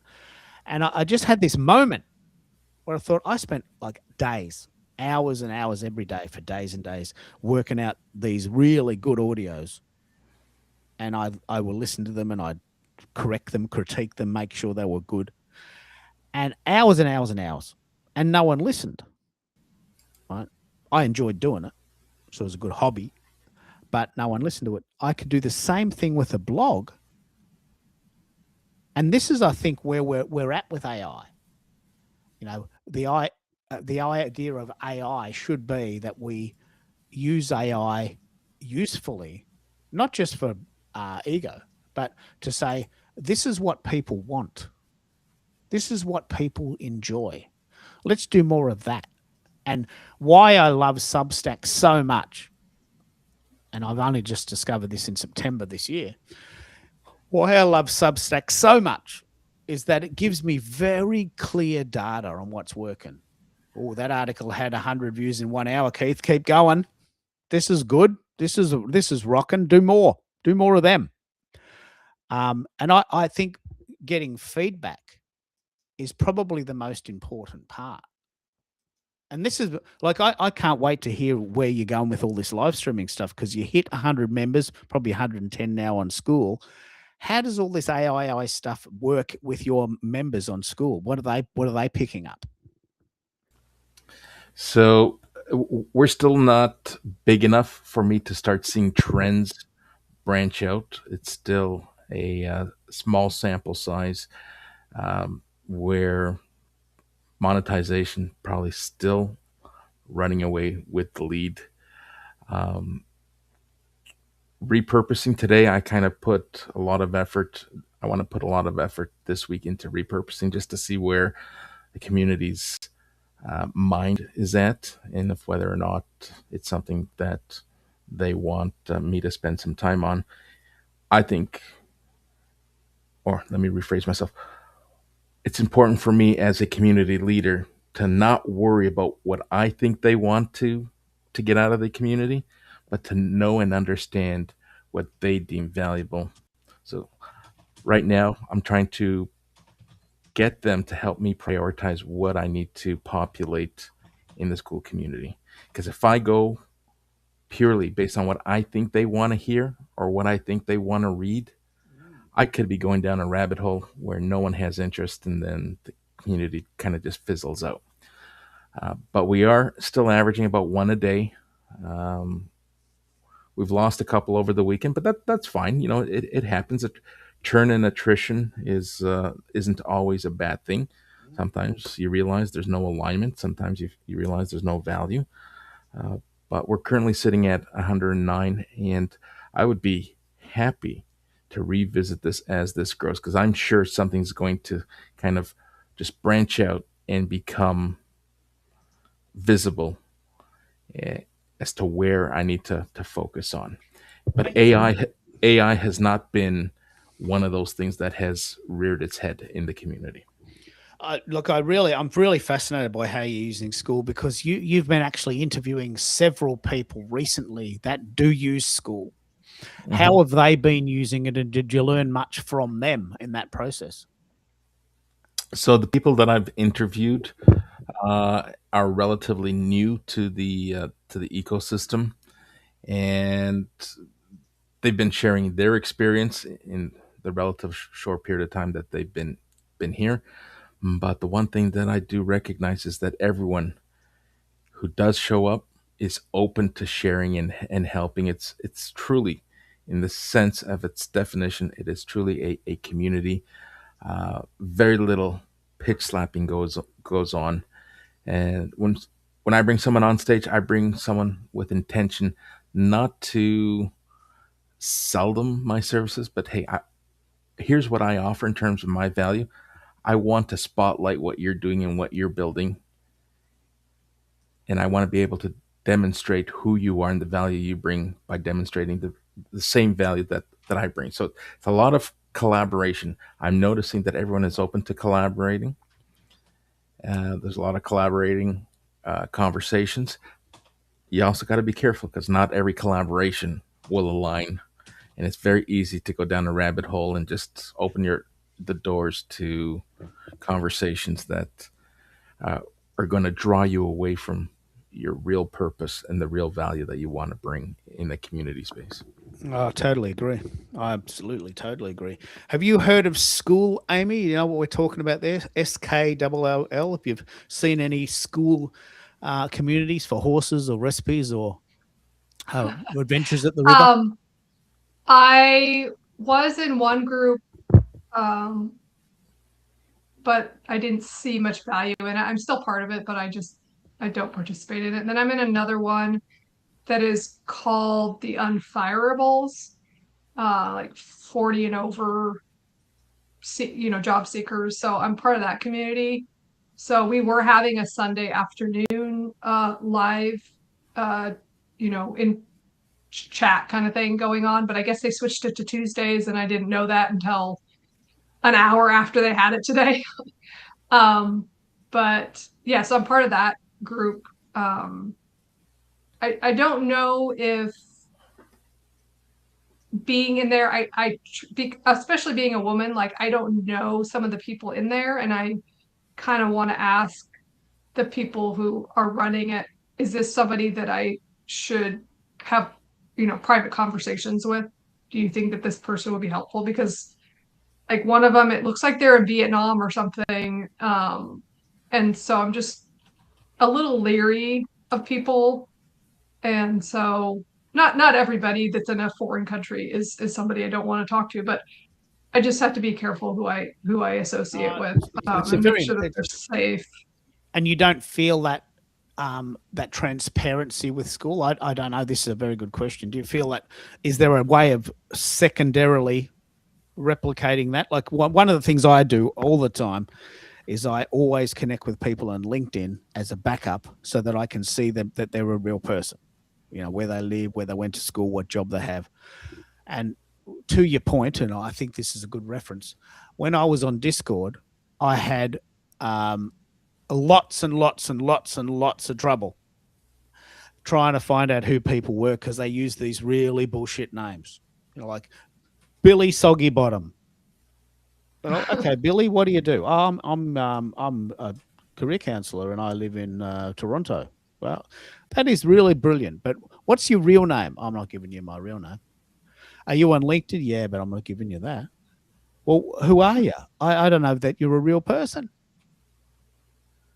I don't even know. And it's not always my concern if they're a real person, because I've met people in in-person networking groups when I lived in Arizona that after I spoke to somebody else took me aside and said, this is probably not somebody you want to be like to have your phone number.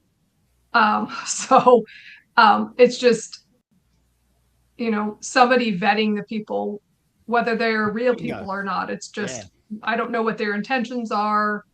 I haven't had enough, have seen them or talked to them through our live sessions to know if they're safe or not, a safe person to have conversations with. And let's pick I up don't know on if that, that's I think this is important. Like we often talk about school versus Substack because they're in a way cousins, they're brothers, they're part of the same tree. They're a branch of the same tree. But have you had that thought? Have you had that discussion about the safety element of these sites, Substack and school? Do they have some vetting process so that you can feel comfortable that you're not getting involved with someone that's really quite undesirable? What do you think? It's a fabulous question. So school does run on the back end some great security protocols. It recognizes potential spammers and potential scammers based on whatever coding is on the back end. And when someone comes into your space, wants to be part of your community, it will alert you, hey, this person is high risk of either spamming you or high risk of scamming you. And you turn those down. It's not negotiable. There's some people in here who say, well, you got to give them the benefit of the doubt.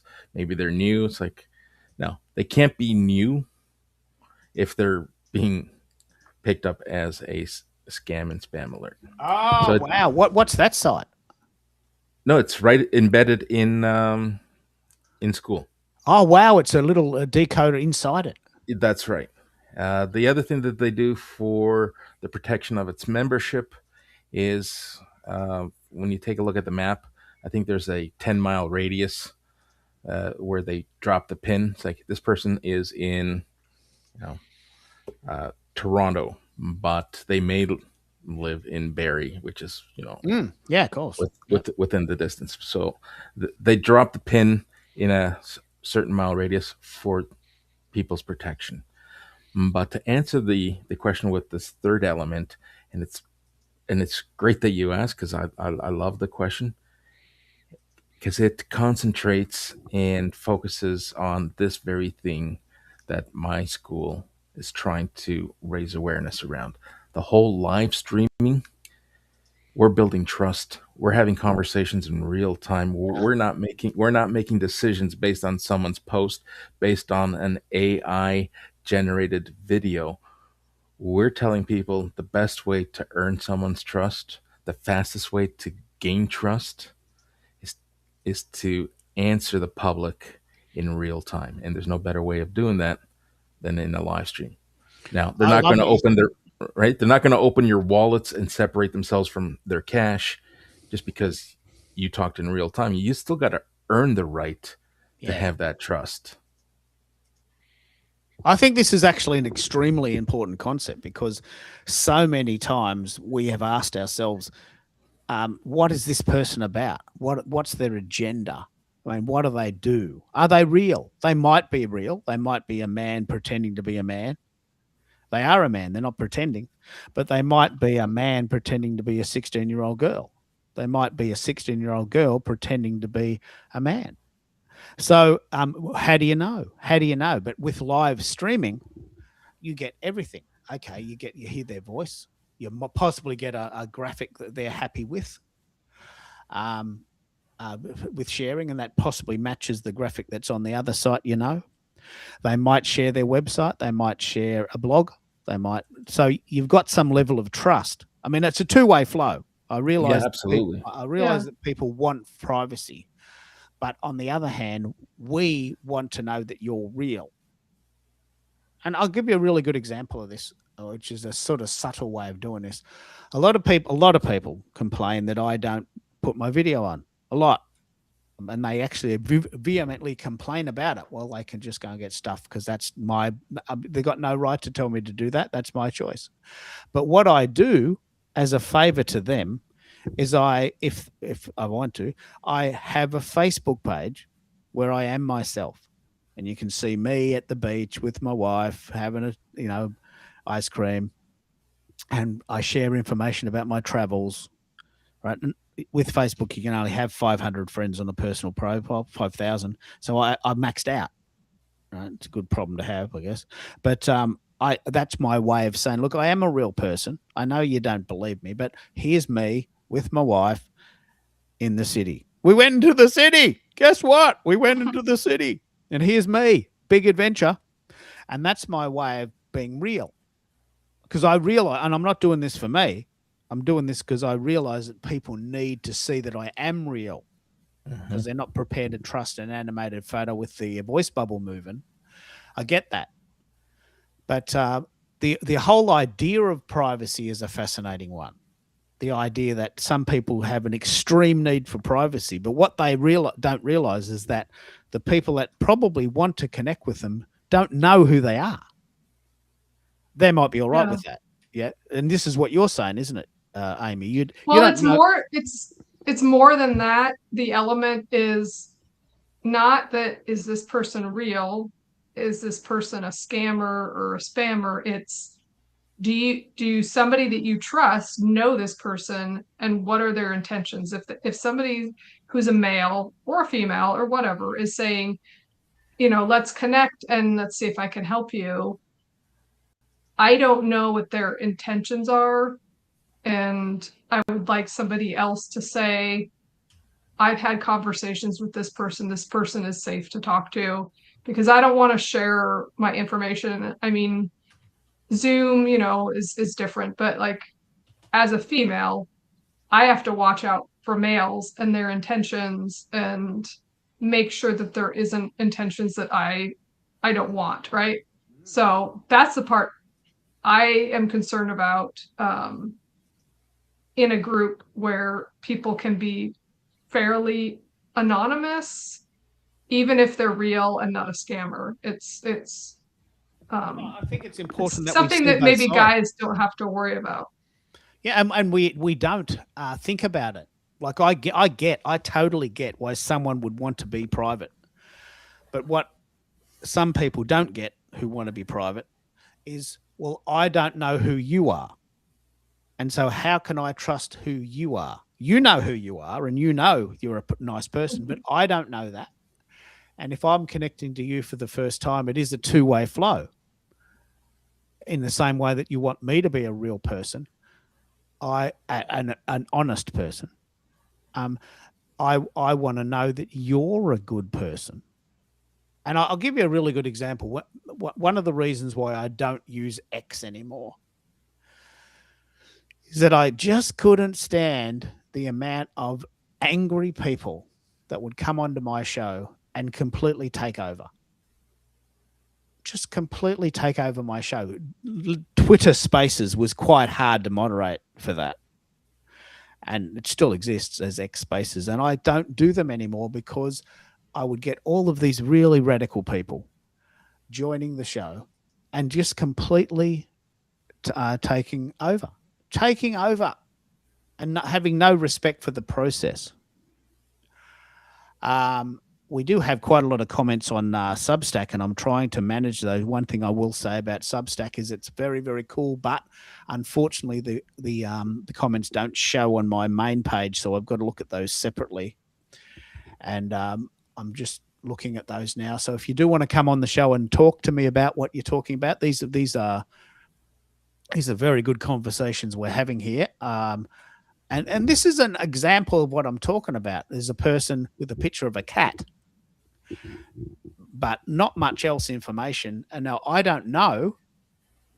I've got to take a bit of a risk there. Is this person nice? I don't know. There's no way for me to know because all that's on their profile is a picture of a cat. And this is sort of what I'm saying, America. How do you judge that? Do you sometimes just go with your gut?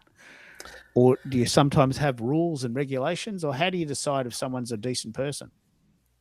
You don't know. You can go with your gut instinct right from the get-go. If something doesn't feel right, it probably isn't. But you also got to make sound decisions. Give it some time. And if you're good at picking out that vibe and those cues, you'll know in short order. But I'm going to share a real life example that is just eye opening for a lot of people.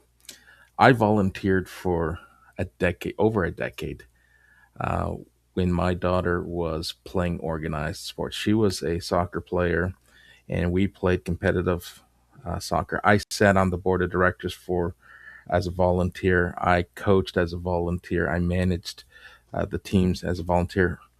And every year, we, as volunteers working in the vulnerable sector, because we were around children, we had to produce a criminal background check and a vulnerable sector check to suggest and put in writing that I have no criminal background. And it is safe to allow me to volunteer. The reality is, and I brought this up at one of our board meetings, it's like I would do this as often as I'm required to. I got nothing to hide. But when you really peel back the layers, this document is only protecting the organization, the entity in which it's running this sports community. But the document only suggests that anyone submitting it hasn't been caught. Doesn't say that they're truly a good person, Right. right?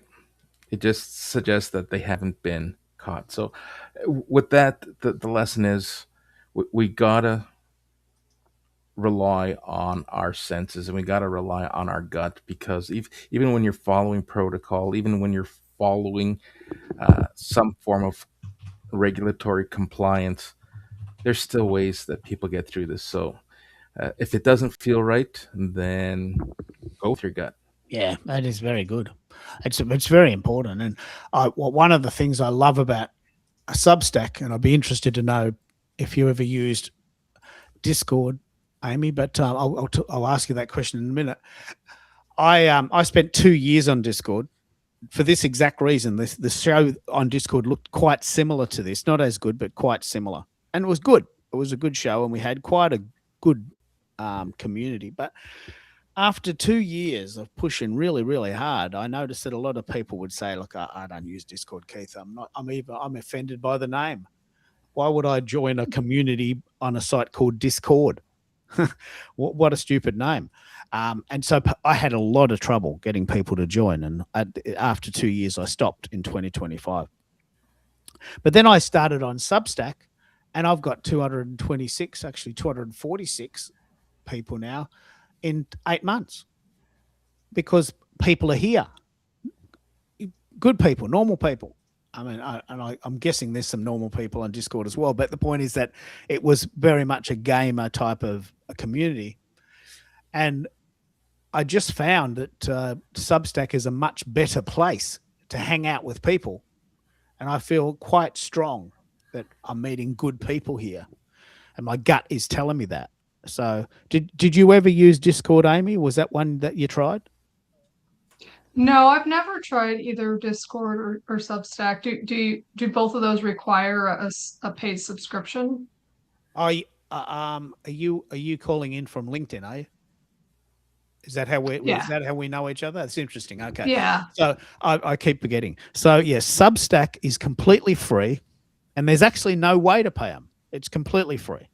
And the way they make money is that when you create a product and you sell it, they take 10% of that. If you have a product, say a course or an event, Discord is a free product, but you can pay extra for extra bits. But it is essentially a free product. Discord is essentially free, but they have this thing called Nitro, which I think is $10 a month, and you get extra bits, extra credits.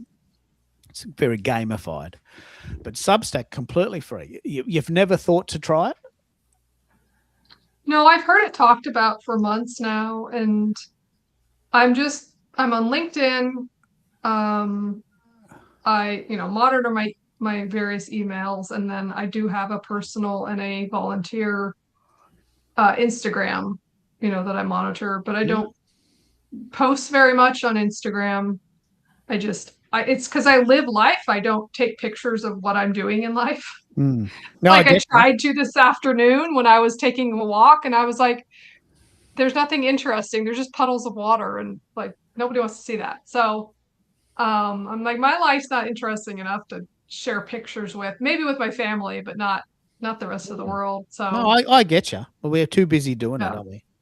We're too busy living life. I don't even take pictures of concerts anymore. I used to, but I don't anymore because I made this decision deliberately. I thought, I'm here. I'm just going to completely absorb myself in this music and enjoy it. Because I used to be the guy that would hold his phone up and record the whole thing and then get home and go, does that sound shit? I mean, why did I do that for? What that's not even close to what I saw. That's nothing like it. Yeah. And then I wasted all that time, and I'd spend hours and hours editing the video, and it'd sound crap. And I'm thinking, it's like the Polaroids or what are the old vacation pictures on the little squares? What are those called? Instamatic Polaroids, yeah. But the other ones, like the little things there, it's like a cardboard square, and then the negatives. Oh, the slides. Well, the slides, yeah. So people used to do that, and like nobody wants to watch those. Why did you take those pictures? Oh, yeah. I think nothing strikes fear into anyone's heart more than, do you want to come over for a slide night? Oh, man. Yeah. And I love you, but please don't show me your photos. I imagine that with a what is the thing you do with you dip the food in the cheese? Fondue. The hot cheese. Fondue. Like that's my image is slides and fondue, like from the 70s. Like this mate of mine who I love and who we've talked a lot about music. He's a very good musician, but he's a terrible photographer. And he has these holidays, and he goes, well, mate, when you take photos, can you come over and show them, please? And then I'll do the reverse. You can see our photos. And I'm thinking, well, we have photos on Facebook, and I take 2 photos every day, a banner and a selfie.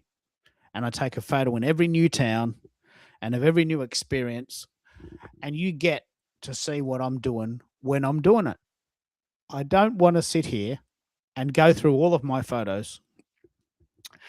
And I'm getting to the point in a minute about this. I don't want to go through all of my photos and subject you to the whole lot. So I'll give you a top 100. But he never, ever does that for me. He never, ever says, oh, I'm going to cull them. He says, oh, well, that's it. We took 1,000 photos. Let's just put them on the screen saver, and we'll have a chat while we're talking. And I'm thinking, these photos are fucking awful. I mean, they're so awful. And I'm thinking, look, it's your holiday. It's your holiday. You can take whatever photos you want, but please don't subject your friends to them. Right? And this is sort of what you're saying about puddles of water, aren't you? Yeah. Like if there was a tadpole swimming in there, yeah, but like it's just green water. It's just yeah, Are nothing you a special. creative person in general? Do you like to take photos, or do you like No. to write poetry or draw? No. No, that's Yeah. not me. So I'll ask you in a minute, America, because this is a fascinating discussion. What I do when we travel is I take photos with a very specific purpose, and that is I want good photos. I want to take those National Geographic type photos, right? And of course, I'm nowhere near it, but that's the challenge. So I take a panoramic shot, and we always do a selfie, and I'll give you an example. These are not National Geographic standard, but when I went into the city, um, I'm quite proud of these photos. When I went into the city, I always take a panoramic shot because I see the world in panoramic. I see the world in panoramic. So I saw this really great shot of an old building and this old style tram, which is not in service anymore. It's a sort of a tourist tram. And I'm thinking, this is the city. This is proof that I left the house and I went to the city. And I thought that's pretty significant for me because I hardly ever leave the house. So I took this photo of this tram near an old building, the Parliament building. And I'm pretty proud of this shot. I took this on my phone. I'm pretty proud of this. And that was my day in the city. An old tram from the 50s passing a building from the 1880s. That I can't see that photo in my local suburb. Not bad for a phone. Yeah. So I posted that on my banner on Facebook to my friends to sort of say, guess what? I left the house. I did it. I'm doing it. And then what I did was we've got 5 new terrain stations here. And I want to challenge myself to do something different. As I said, I'm playing this up a bit, but I love doing online stuff, so I almost never leave the house, which is why it's so fascinating to talk to Bez. He's never home; he's always out. So then I went to this new station and I did a totally different shot. I did a brand new tram in front of a brand new building, just total superimposition. I thought that was pretty clever. But it has a point.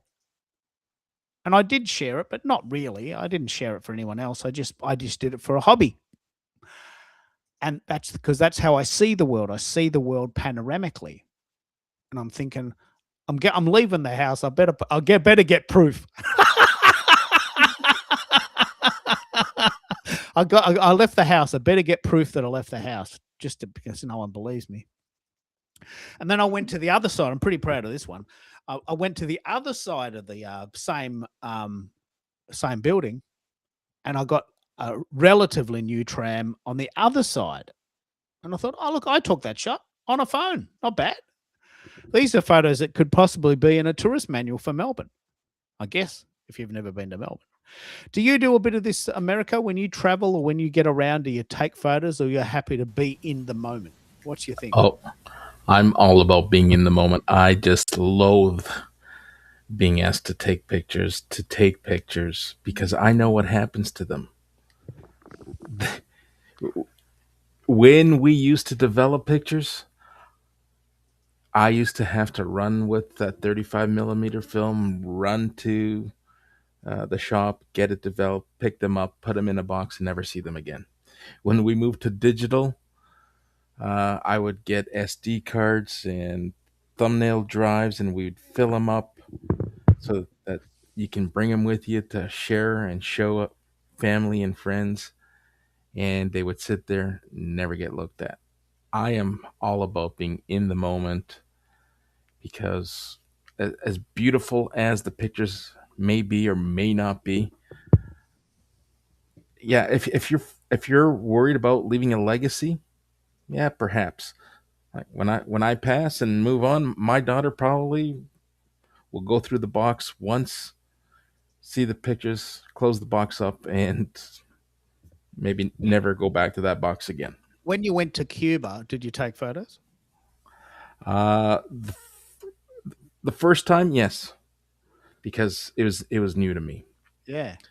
But when you go back to a place that you've already been to, you go for the people, you go for the experience, you go for for Yeah. the food, the culture.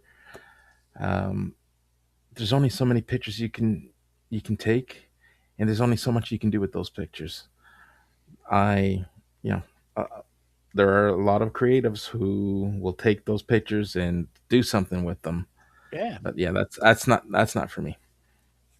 Yeah. I sometimes I feel when we travel, when we go somewhere different, it seems a shame not to record that. But when I went to Japan, I didn't take a single photo on my. I've got a quite a good camera. I didn't take a single photo on my Canon SX50, and the 50 stands for 50 mil, 50 times zoom, right? So I can take really amazing photos on that. But I didn't even get it out of the bag, and I thought I'm walking around Tokyo. I'm just like everything screams tourist, backpack, bum bag, phone, and big camera. I'm thinking, I'm just a sitting duck here. I'm just a sitting duck. I'm luckily Japan's a pretty safe place. I'm thinking, I'm just screaming tourist, tourist. I'm not blending in at all. So I challenged myself to not take a single photo and to see if I could be all right with that mentally, emotionally. And I didn't sort of have any PTSD. So when I got back, I thought, you know what? Next time we go overseas, I'm not taking my big camera. And I know that's going to feel weird to me, but I know that's the right decision because I didn't take a single photo in Japan and I don't regret that. So when you travel to somewhere different, I think it makes sense to take photos of something because you've never been there, right? You're sort of in awe of it. Do you agree, Amy, or do you not do much travel? Have you ever been somewhere really important? You thought, I better take a photo. This is pretty cool.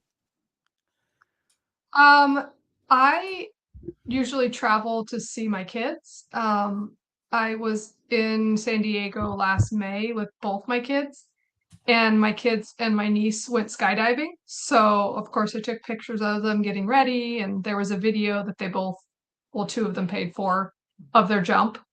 And so I think those are important because growing up, I never had, or growing up raising my kids, I didn't take pictures of my kids. So the only pictures I have of my kids are ones that my mom and my sister-in-law took because I didn't have a camera, I didn't have a phone, like so there and I'm not in a lot of the pictures either. Like I don't take pictures of myself. I don't like being in pictures. So there's not a lot of pictures of me, which I know as my kids get older, they're going to want those. So my daughter, if I'm visiting, she will, make sure I'm in pictures, but I like those to I don't know.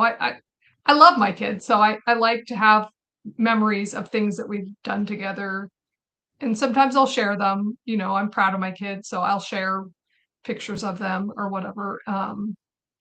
And but but I do still like to live in the moment. Like we went on a hike in La Jolla in California in May, and my son decided to take his shoes off for some reason, and then he cut his foot, and none of that's on video, none of that's on film. Like it's just memories, but we all experienced it together, which is fine. Like it doesn't need to be um somewhere, in the annals of time or whatever. But like my niece, she took pictures of like the ube like pancakes or something that we had for breakfast, and my niece and my son were playing cards at the table at breakfast one day. And so they took a picture of that. And so I like to see those pictures. I'm not taking them, but somebody else is. And For me, I know it. Yeah. For me, And it's then I the know with creative like, process. But you for go. me, it's not that. It's just the memories, I think. And um, that's and my grandma and my mom both do scrapbooking, which I don't do. My Oh, yeah. photos are all in shoeboxes. Yeah, scrapbooking. So they take their photos and make them into art. It's very interesting. Two things happened here. One is my sister who loves people, like my polar opposite. She goes, mate, there's never any pictures of people in your show photos. People are never in your photos. Yeah, well, I'm not going overseas to see people. I'm going overseas to see, Machu Picchu. And I'm going to Machu Picchu, which is not that's not people. And anyone there is not going to be a descendant of the people that built it. So what am I going to take pictures of? People looking at Machu Picchu. So maybe we might take photos of us in front of it to say Yeah. that here's me in Machu Picchu, which did happen. And Yeah, that my is daughter has those same pictures. to prove that we were there. Right. Yeah. But the other thing is that a lot of my friends would say after in the days of film, you take all these photos, what do you do with them? And I said, well, because I'm a very creative person. Creativity for me is the point. So I would take these photos and I would be in the moment. Be in the moment. Absolutely 100% in the moment, because I was creative. And in a way, that's a way for me to say, here I am. I'm taking, what am I seeing? I could walk and go, hey, there's a puddle. And I could walk back and I go, hey, we just had this really lovely bushwalk, but I really wasn't in the moment. I wasn't really noticing the puddle or the koala or the river or the fish. And in a way, taking photos for me is a way of focusing in on the moment.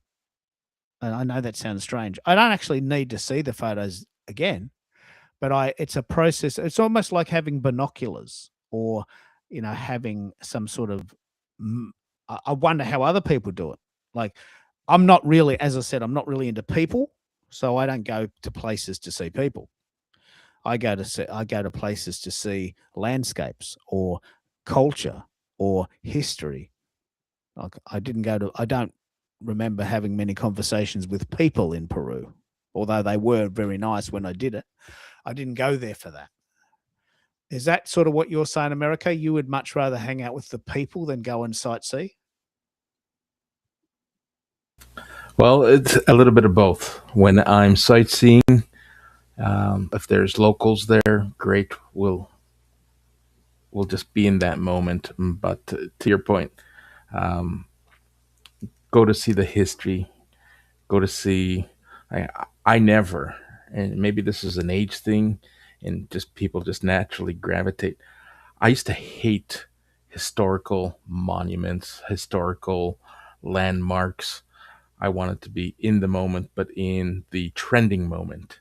Now, when I go away, I want to see and learn about the culture, the history, the architecture. Uh, I've been in Canada a good chunk of my life, and it wasn't until maybe 4 or 5 years ago I went to the Canadian War Museum for the first time. And Grace dragged me there, and it's like, well, I don't want, like, she, okay, I'm going to say literally took me kicking and screaming. Maybe I wasn't kicking and screaming, but it wasn't my first choice. I did it because she wanted to go and she promised me that I would have a good time. Guess what? I had a good time. And now I have a different appreciation for the history and the culture. So while I live in the moment, that moment could be a moment in time where I'm learning about something that happened when I wasn't here, opposed to wanting to be in the moment and being focused and centered on, hey, what's trending now? What cappuccinos, what drinks are they drinking at the local Substack? So you got me saying Substack.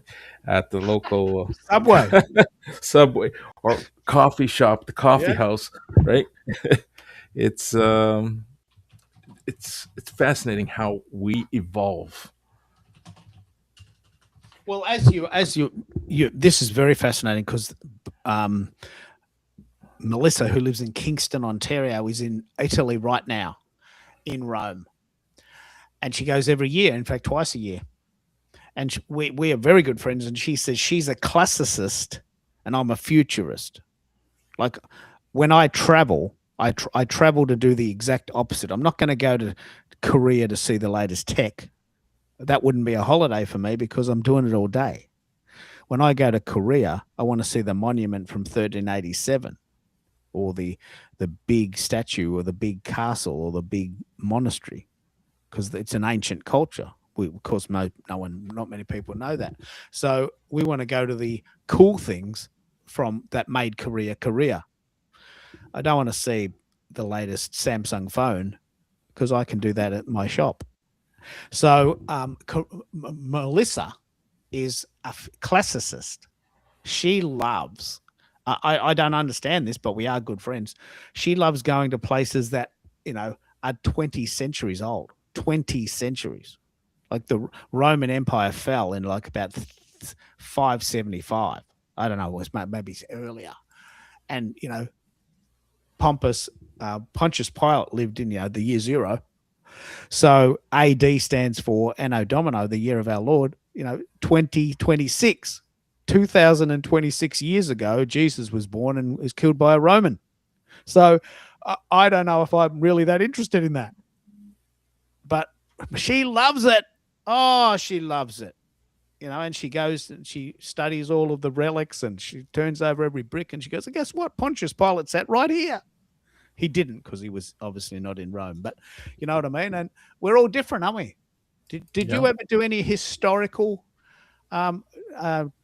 history-related traveling, Amy? As a Christian, have you been to some of the sites or do you want to go or is it a bit too far, a bit too dangerous?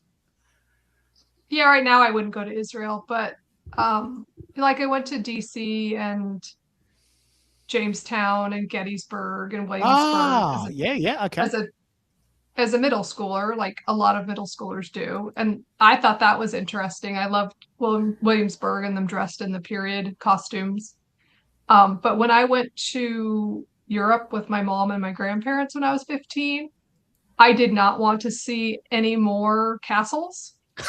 And when we went to the Louvre, I was like, oh, that's the Mona Lisa. Okay, that's nice. I walked through as fast as I could because I was like, I'm not interested in any of this stuff. But I wonder if I went back now, it'd be different. But yeah, I just wanted to ride horses. So I got to ride a horse like 3 hours on the English countryside. And everywhere we went, I was like, can we find horses? Can we find horses? So they found horses for me. But yeah, going to Edinburgh in Scotland, I was like, another castle, really? But like the Hall of Mirrors in Versailles, that was kind of cool. But I at 15, I guess I just wasn't interested. But like when my kids and I will go on vacation, we make like no plans really. Like one time we had we went horseback riding on the beach, but everything else was unplanned. Like where we stayed was set up, but other than that, we just explored and just found what we could find along the way. And one time we found a dead, like a week-old dead whale on the beach. And that was fascinating to my daughter at like, I don't know, she was like 19 or 20. So just wandering around and experiencing things for the first time without pictures. We just it's so important. What I'm really fascinated by, just to bring it back to the topic, is that, and I'm really interested in your thoughts here, Americo. Bez and I couldn't be more different. He loves people, doesn't really like doing content because he never does it. He interviewed me in March 2025. It's still sitting on his C drive. I'm so pissed off. It never saw the light of day. Just don't do it. Just don't do the interview if you don't set expectations, right? So he loves people and people take up a lot of time and he loves doing it. But he said about an hour ago, he would only do content if it had the purpose of leading him to a real person. Whereas I do content because I love doing it. I love creating content. Creating content makes me happy. Meeting people doesn't make me happy. I can do it, but I don't love it. I can do it, but I don't love it. And I'm interested, Americo, do you do content from the point of view of taking you down the funnel a bit, or do you find some joy in the content? I find some joy in the content because I get to live somewhat vicariously through someone else's journey, and I get to experience how other people see things and articulate things that, you know, we're having conversations that are focused on one particular subject matter, yet we can have completely different points of view. So I really enjoy the conversation for what it is, and the content is just an added bonus. Yes, it becomes part of a funnel, and but it's top of funnel. It's all about awareness and helping people consider those at the top of the funnel, help them build trust through through awareness, and not so much through an offer. Hey, I'm a great person, and here's what I can do for you. You've never seen me position my conversations or let my guests uh, make an offer at the end. Hey, how can you get a hold of these people? Absolutely, let's give them a little bit of the spotlight. But I love getting immersed in some of these conversations. I love what you're saying because um, live streaming, which you and I both love, is a fantastic way to show authenticity. And this is the one thing that I'm so excited about. I love doing these shows. I can blog all day and I'm getting quite good at it, but it doesn't make my heart sing. It feels like a job. It feels like mowing the lawn or doing the dishes. I can do it. I can do it. And I'm getting really good at it, but it seems very functional. It's not inspired, right? Whereas I do these shows and people come and people from all over the world comment on Substack and YouTube and LinkedIn, and they come and join us on the show. And each show is different. And that, in a sense, is who I am. Like, it's who I am. It's not just something to do. It's who I am as a person. And we talk about so many different things. But what I'd love to do now, and I want to pick up on this, Americo, and I want to take a bit of a break. It's 2:30. We might just have 2 hours and 30 minutes. It's a good chance to have a bit of a toilet break or make a cup of tea. I want to just say that I'm starting this new show in June, and I want to plan it ahead. And I'm very excited about this concept because by that time we would have been in 2026, about 6 months, and we've got lots of content, and a lot of it just sits there. Well, I'm really talking to Bez now.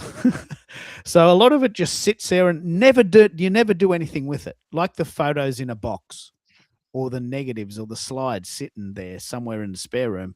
No one gets to see them, and that seems a bit of a shame to me. So what I'm going to do with a new emphasis, this was a very popular show last November. I'm going to do this new show called Repurpose 3030. So what I'm going to do is I'm going to play. I wrote a brand new theme song for this using Suno, and I want to explain that process. Perplexity for the lyrics, Suno for the music, Bing for the images. And it'll bring us back to the idea of what's the best way to repurpose our content. And I might refresh the conversation.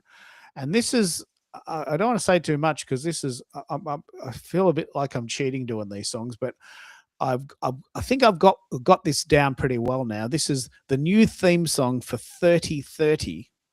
And I want you to maybe even guess who I've based it on. And I've got a second one that is just as good that I might play as well. But this is a good chance to have a cup of tea and walk around the house and maybe have a toilet trip. I'll see you in 2 minutes.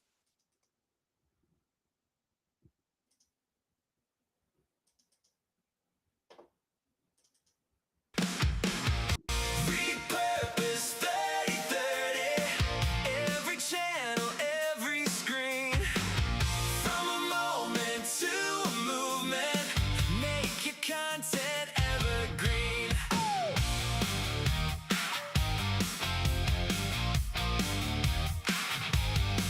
Got a post from last year, still hitting like gold. Buried in the feed, but the story's still bold. Turn it to a video, spin it to a show. Same idea, new life, watch it overflow. Why start over when you already know?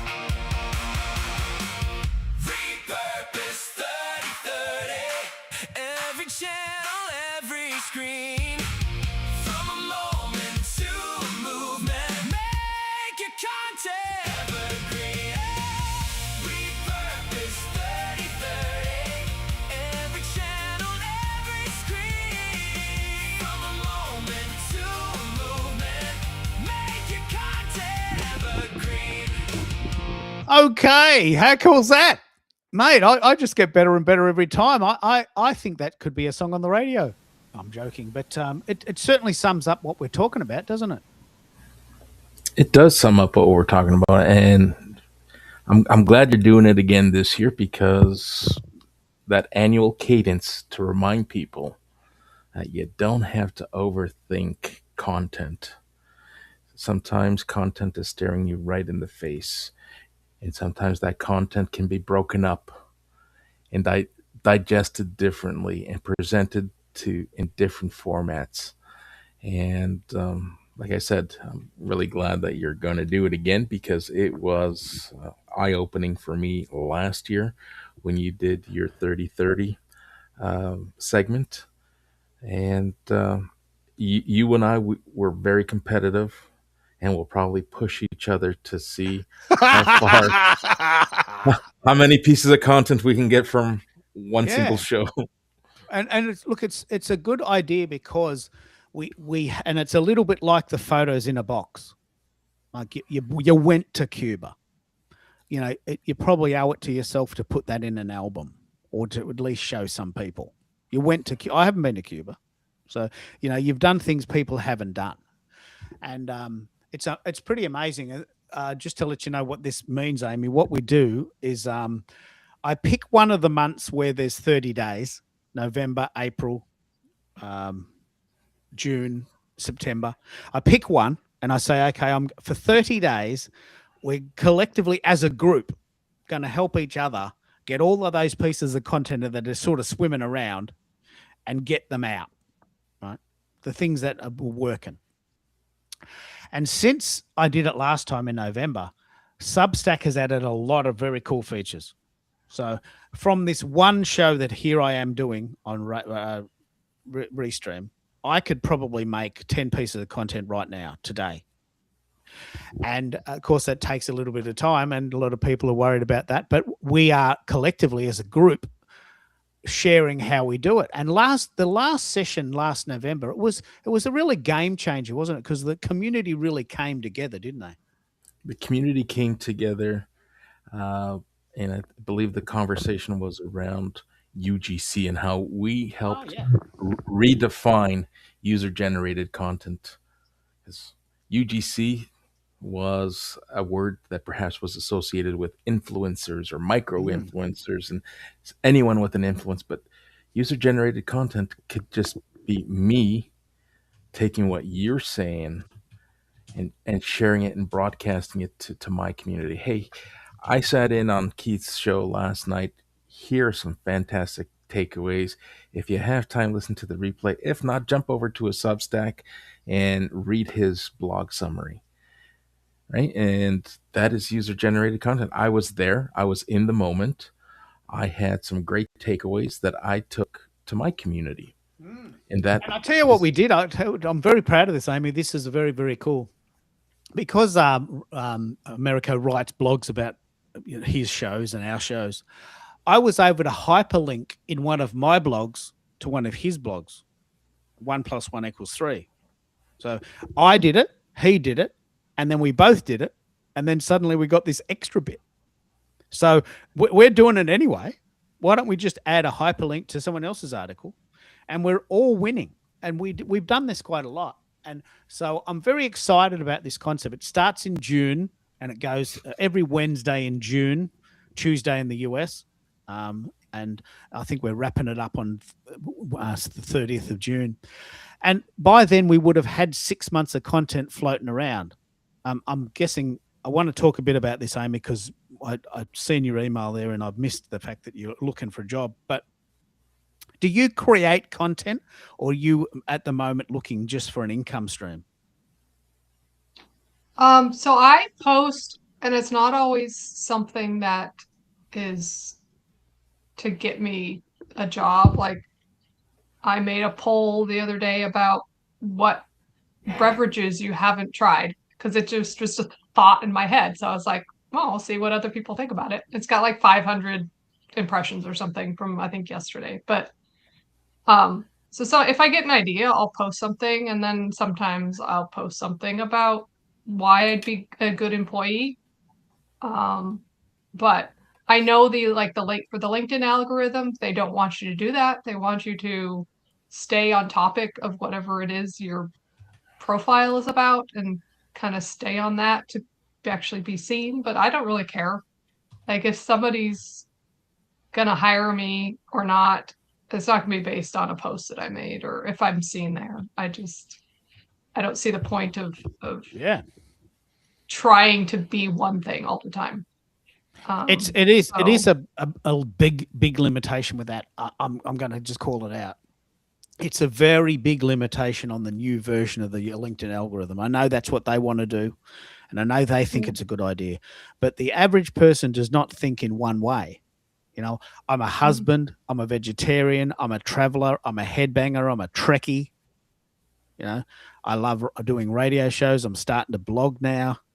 I'm a little bit of an introvert. I don't really like going out, but I love taking photos. I mean, these are all conversations that could be very rich. There's about 6 or 8 versions of me, right? There's about 6 or 8 Yeah. versions. You know, I could talk for hours about Stargate. I could also talk for hours about vegetarianism, but they have nothing to do with my radio shows. And so I'm a little bit annoyed by, I'm very annoyed by the LinkedIn algorithm trying to box me in. I've got a song about that in a minute. Jason, I'd love to hear your thoughts. Were you part of the Repurpose 3030 last year? Do you know what we mean by when we were talking about that? Have you heard me talking about that before? You'll have to refresh my memory. So the answer is no. So do you know Jennifer Navarrete, yeah? Oh yes, yep, love her. She's great. So let's just give due credit. She has this really cool idea called the NADPAD POMO, the National Podcasting Posting Month, in November. It's been going for like 18 years. And she said, look, here's the deal. We're all going to get together as a community. This is going to sound very familiar now. And we're going to help each other make 30 pieces of content in the month of November. They don't have to be sequential. You can do them in one day. You can do them all on the last day. Just have a go. Right? And she does it every year, and everyone gets together and has a go at doing 30 pieces of content in 30 days. And I thought, I really love that idea. And November's not the only month that has 30 days. You know, June and September and April. So I thought, okay, what I'm going to do is I'm going to do the same thing, but around repurposing. Not creating fresh content for 30 days, going through your archive of content and saying, you know what, that one was so good and I forgot about it. Let's rejig it. Let's put it in a different concept. And I want to give you a really good example of this. But were you part of that in November? And do you repurpose content yourself, or you're always constantly looking for new things? Gotcha. I wasn't part of that event, but yeah, no, I repurpose content all the time. In fact, probably 1 out of every 10 posts is some kind of repurposed content on our social medias. Yeah. Maybe 1 out of 15. 1 out of 10 is maybe a bit high. 1 out of 15. Yeah. And how do you do it? What's working? Because I love drilling down on what's working for you. How do you decide, and how does the second level go? Well, usually I look at the metrics for what video or picture has done well. And then I favorite that, or I make an album out of it so I can easily get to that clip or that photo. And then it's just like on a cycle. So I have about 30 videos which have gone viral for us in the past. Like they've gotten over 1 million views on whatever social media site. And those are the ones that is on kind of a carousel in my brain, that every second day I post one of those 30 videos. So then that covers an entire that covers an entire couple months, right, of content. But I do post a lot per day, so that's just one of the things I do. And it makes a lot of sense that if something's worked before, it might have something intrinsic that works again. And it seems a shame not to do it again. And this is exactly what the show's about. This series is about. I did it in November, which coincided with Jennifer, and I gave her full credit that I really felt like a bit of a cheat because it's her idea. But she didn't mind. I hope she didn't mind. And now I'm doing it again in June because the basic premise is, well, like we're halfway through the year. Let's go ahead and look at what's worked. A lot of people don't do this. Let's go ahead and look at what's worked and then see if we can rejig it. I'll give you a really good example of this. What I used to do, and I want to hear your thoughts on Gemini and Google. I used to punch the YouTube video into Google Notebook, and it would create a 10 minutes summary of a 3-hour video. And it was based on this two radio people, you know, a guy and a girl doing the breakfast show on the way to work, and you're listening in and go, hey, did you hear the latest show from Keith Keller? He's such a dude. Here's what they talked about. And if you want to know more, go to keithkeller.com, keithkeller.org. And they sounded great, but no one listened to them. I was very deflated. Then I discovered Substack, and then I do a blog post about what I talk about, and 500 people view it overnight. And I'm thinking, that's the same content, just a different wrapping.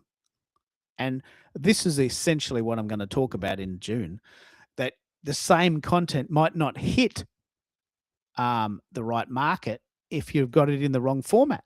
And that's why I'm always fascinated to hear what formats you use, because you've worked this out, haven't you? You've worked out. Has there been any flops? Have you had any things that haven't stuck? And what formats are they? Oh yeah, stuff doesn't work all the time. All the time I have massive failures. But I post, like I've talked about before, we probably post 3 to 4 times a day. Either pictures or videos on the dogs accounts, and they're not all winners. And some things I've worked really hard at and they've just not gone anywhere. And usually it's like the science-based content, because that's a smaller niche. Like everybody loves a cute dog or a cat doing something cute that tugs at your heartstrings.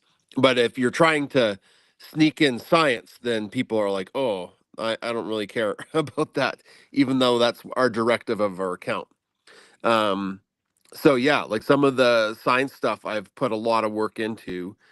It hasn't performed as well as other things. But I think though you have to, sometimes you learn lessons from that, but also that's part of your niche that makes you special. So the super fans like when you do that. The casual people will come and go.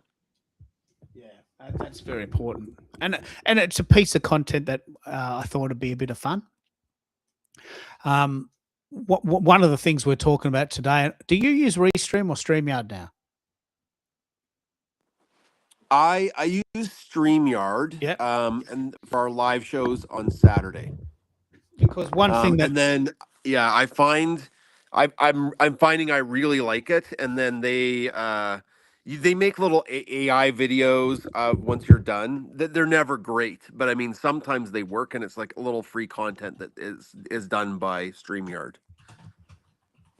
yeah, well, one of the things that Restream only did this week. I know that because I've only noticed it this week. Maybe they just rolled it out in Australia this week. But what I can see on my dashboard when I do a show is I can see the landscape version and the portrait version, both. And we've been asking today, which do you prefer, landscape or portrait? Have you noticed that there's a preference in your community for landscape or portrait? Yep. Yeah. Well, people who are watching Instagram or TikTok, they're on their phone. They're not doing that on a desktop computer. So when we do our show, that StreamYard has the ability to do that portrait mode for whatever platform you want it to be on. And in the past, we've done landscape, and we've got comments that people haven't liked it because it really shrinks the pictures. Ah, yeah. Yeah, so portrait is the way to go for the social media platforms that people are on their phones, and people are on their phones only on Instagram, And Instagram and TikTok, and some people on Facebook are on their phone, and some people are on Twitter on their phone. YouTube people really like widescreen Mm, or landscape. yeah. And so does that mean that you do both content Yep. styles? Yep. Yeah. StreamYard allows me to pick and choose the style that it ships the video to. So I have Instagram set up for portrait. I've got Facebook set up for landscape and portrait. It can do both, which is kind of handy. So yeah, you can pick the format that you want shipped out to the different platform.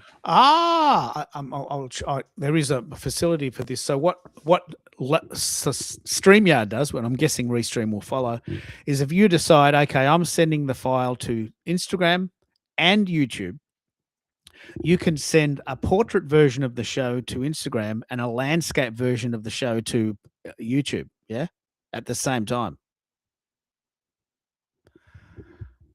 That's clever. Is that your understanding, Americo? Do you think Restream could do this too? We lost the signal. No, What do you think, America? I'm here. I was on mute. Sorry. Do you think that's so the go? It does make that would be the go. So when I jump into my studio, when I see the portrait option, I can add a channel there. And I tried playing around with it the last time I went live, and I added YouTube to see if it would allow me to stream both in landscape and in mobile, optimize it for mobile for those who are listening in mobile. And I got a message saying, hey, you already have YouTube selected, pick another channel. But now that I'm hearing this out loud, because we know landscape is preferred on YouTube, if I were to select Instagram or TikTok or any other platform that is mobile first or optimized for mobile first, I'm going to try that. I am going to run a test and add my Instagram or maybe revive my TikTok. I kind of put the TikTok to sleep. Maybe revive one of those and test it out. I actually love the concept. Imagine if you could say, look, a large percentage, I know this for sure, I'm going to talk about this in a minute. A large percentage of people watch my content, listen to my content, watch my show on mobile. At the moment, I know for sure only 2% of people watch my show on a mobile, 2%. So I don't have to worry about them. But if you said, look, I really, really, really want to send my stuff to Instagram and TikTok, which we know are mobile based, wouldn't it be clever if Restream, I don't know if they can do this yet, but if they can, it's going to be working. Wouldn't it be clever if they could say, okay, we're going to send this file to Instagram and TikTok for you, but we're going to choose deliberately to send it in portrait mode, and this is what it looks like. Man, that changes everything, doesn't it? It does change everything. And have you seen both images on your Restream when you're doing it? Yes, I have. Yeah. So at the moment, I'll share the previous one I've done because that was very, very good example. The landscape looks like what it's always looked like. I love it. I love this format. I love this landscape look it's coming. So the landscape look is the big picture and the people on the side. That's the format I prefer. That's the way my mind works. But if you're looking at that same image on Instagram or TikTok or on your phone on any device, it'll look like this. Now that's clever. I don't choose to do that, but if other people want to use their mobile and watch the show, they can, and they get a much better version of the show. As you said, Jason, when you've tried to do landscape on the Instagram, it just looks silly, doesn't it? Yeah, it's super smushed. Yeah. So I'd say maybe StreamYard was first to market here, but if Restream can do this, you and I should probably try this. I don't actually have I don't have a TikTok account. I never use Instagram, so there's no point me doing it. But if you've got some followers on Instagram, it could be worth doing it. Yeah, I'm going to test it. There's about 500. I just cleaned it up over the weekend. I did a purge I'm down to 500, but I'm perfectly fine with that. But still a good enough size to test it out. It does look it's optimized, and that's exactly what we're going to talk about with Restream 3030. But the other thing we've been talking a lot about, Jason, and I'll pick up on this too, is what are people using when they use AI? We've tried to keep it simple by talking about ChatGPT, Claude, Gemini, and Copilot. But of course, there's so many more. Are they four that you use, or do you use something else? I'm most familiar with ChatGPT, but I am trying to familiarize myself with Claude because I know how good it is, and I've heard really good things about it Mm. from people I respect that have used it. Um, I use a lot of like the AI-ish programs in Descript to edit my show, Ah, my yeah. podcast show. Descript, yep. It like removes the ums and the ahs, which cuts down like hours of editing. It's not perfect, but it does a pretty good job. Um, and then I try to stay away from generative AI, but I do use Marika to make Yeah. songs on Marika. occasion. Yep. Yeah, which I like, and it's surprisingly amazing. um, What's your use case for using that? Do you like little jingles for the songs or for the dogs? yeah, well, I do a video once a week where I write a song, a rhyming song that teaches a science fact about cats or dogs or something. And then I use B-roll of the dogs, and then I put captions in. So it's kind of like a science song, um, and it does okay. That's how I use it. Yeah. So you write the words to this rhyming song, and then you use Marika for the music part. Yeah, yeah, exactly. Wow. Have you tried Suno? Do you know how it Yeah, compares, or did you just come across? I haven't tried Suno, but I know what it is, and maybe I should try it. Yeah. No, you don't need to try, but I'm really interested in how it compares because Mm. Mariko, it's yeah, Mariko.ai. Yeah. .io or something. Yeah, something like that. Yeah. Um, I'd be very fascinated because, in a way, a lot of these things are replicas of each other. It's like the Pepsi and Coke discussion. Like, if you're a Coke drinker, you probably hate Pepsi. If you're a Pepsi drinker, you might hate Coke. I haven't actually met a Pepsi drinker, but there must be. There must be some. So it's the same, isn't it? Are you a Pepsi drinker or are you a Coke drinker? Both are cola drinks. And at the end of the day, to someone who hasn't tried either, they probably taste the same. But Marika, and Suno are both AI generated song creators. And that's fascinating to me because it might be able to do things slightly differently. And it's good to know that there's a difference because I write most of my songs in Suno, and I haven't come across any examples where I think, oh, I'm not getting it. But if I do, I could go to Marika and try it. I'm guessing it's like $10 a month, and you can have 500 songs, and it's just like It's ridiculously insane. I cheap. don't know. Yeah, like I forget what I pay, probably $10 a month, and you get like hundreds or thousands of attempts at the thing. So yeah. Are you still doing Songs America? I'll bring you back in. I think you lost the signal. Are you still doing Songs America for your shows or individual songs for people? Is that part of your offering now? No, the music is not part of my offering. It's part of my experimental creator side. I just do it. I have enough songs for the shows that I produce for myself, and if anyone asks, I will send them over to Mike. Oh yeah, Mike's doing it, isn't he? Mike's got Yeah, a Mike's bit doing of a it. side hustle going there. That's good. Um, have I you heard did of? notice. I Yep. did notice something. I was trying to chat with you in the private chat, and I got kicked out when I sent you a private chat. Oh, that's not I good. have to, yeah, I have to wrap things up. Yeah. I'm having a blast, but I have to jet. Yeah, well, it's 3 hours. Look, what I'll do. Actually, this is a very good segue. What we'll do is I'll wrap this show up now after 3 hours, and we've got lots and lots of cool shows coming. I want to end with a variation, and this is exactly how I use Sooner. I want to use a variation of that song. So I used a slightly sort of new metal 2020 vibe for the first version. For the second version, this is how I'm going to end the show. I wanted a sort of a 70s vibe, sort of the sweet ballroom blitz, peppermint twist, sort of what they call bubblegum pop. And I used the same words, but I wanted a bit of a 70s vibe. So I'm going to end the show, and this is a show that's starting in June. And if you want, we'll still keep going, but I know Americo's got to go. It's a good chance to have a break. So I'll end it there.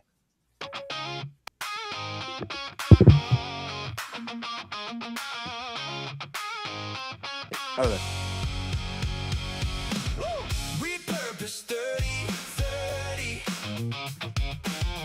Every channel, every screen. From a moment to a movement.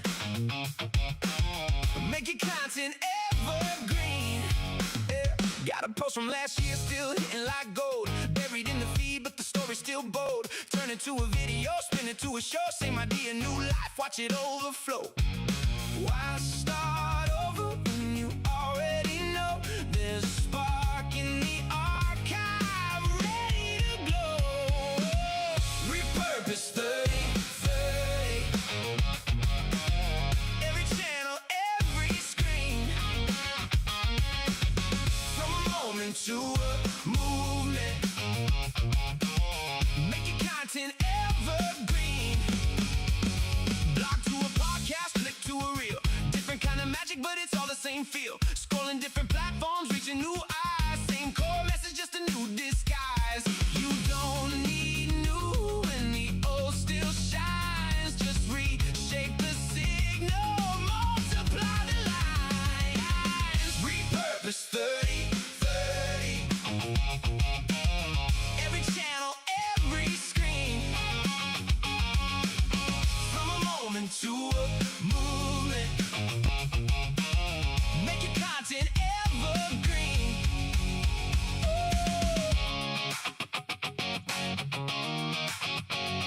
Eh, eh, eh. 30 days, let it amplify. Take one spark, let it multiply. See your dreams in the midnight glow. Watch your whole world start to grow. Different voices, same heartbeat. Different channels, one repeat. You're not starting from zero again. You're just playing it smarter, my friend. Repurpose 30. Take care, Keith. Bye bye. All right, mate. See you later.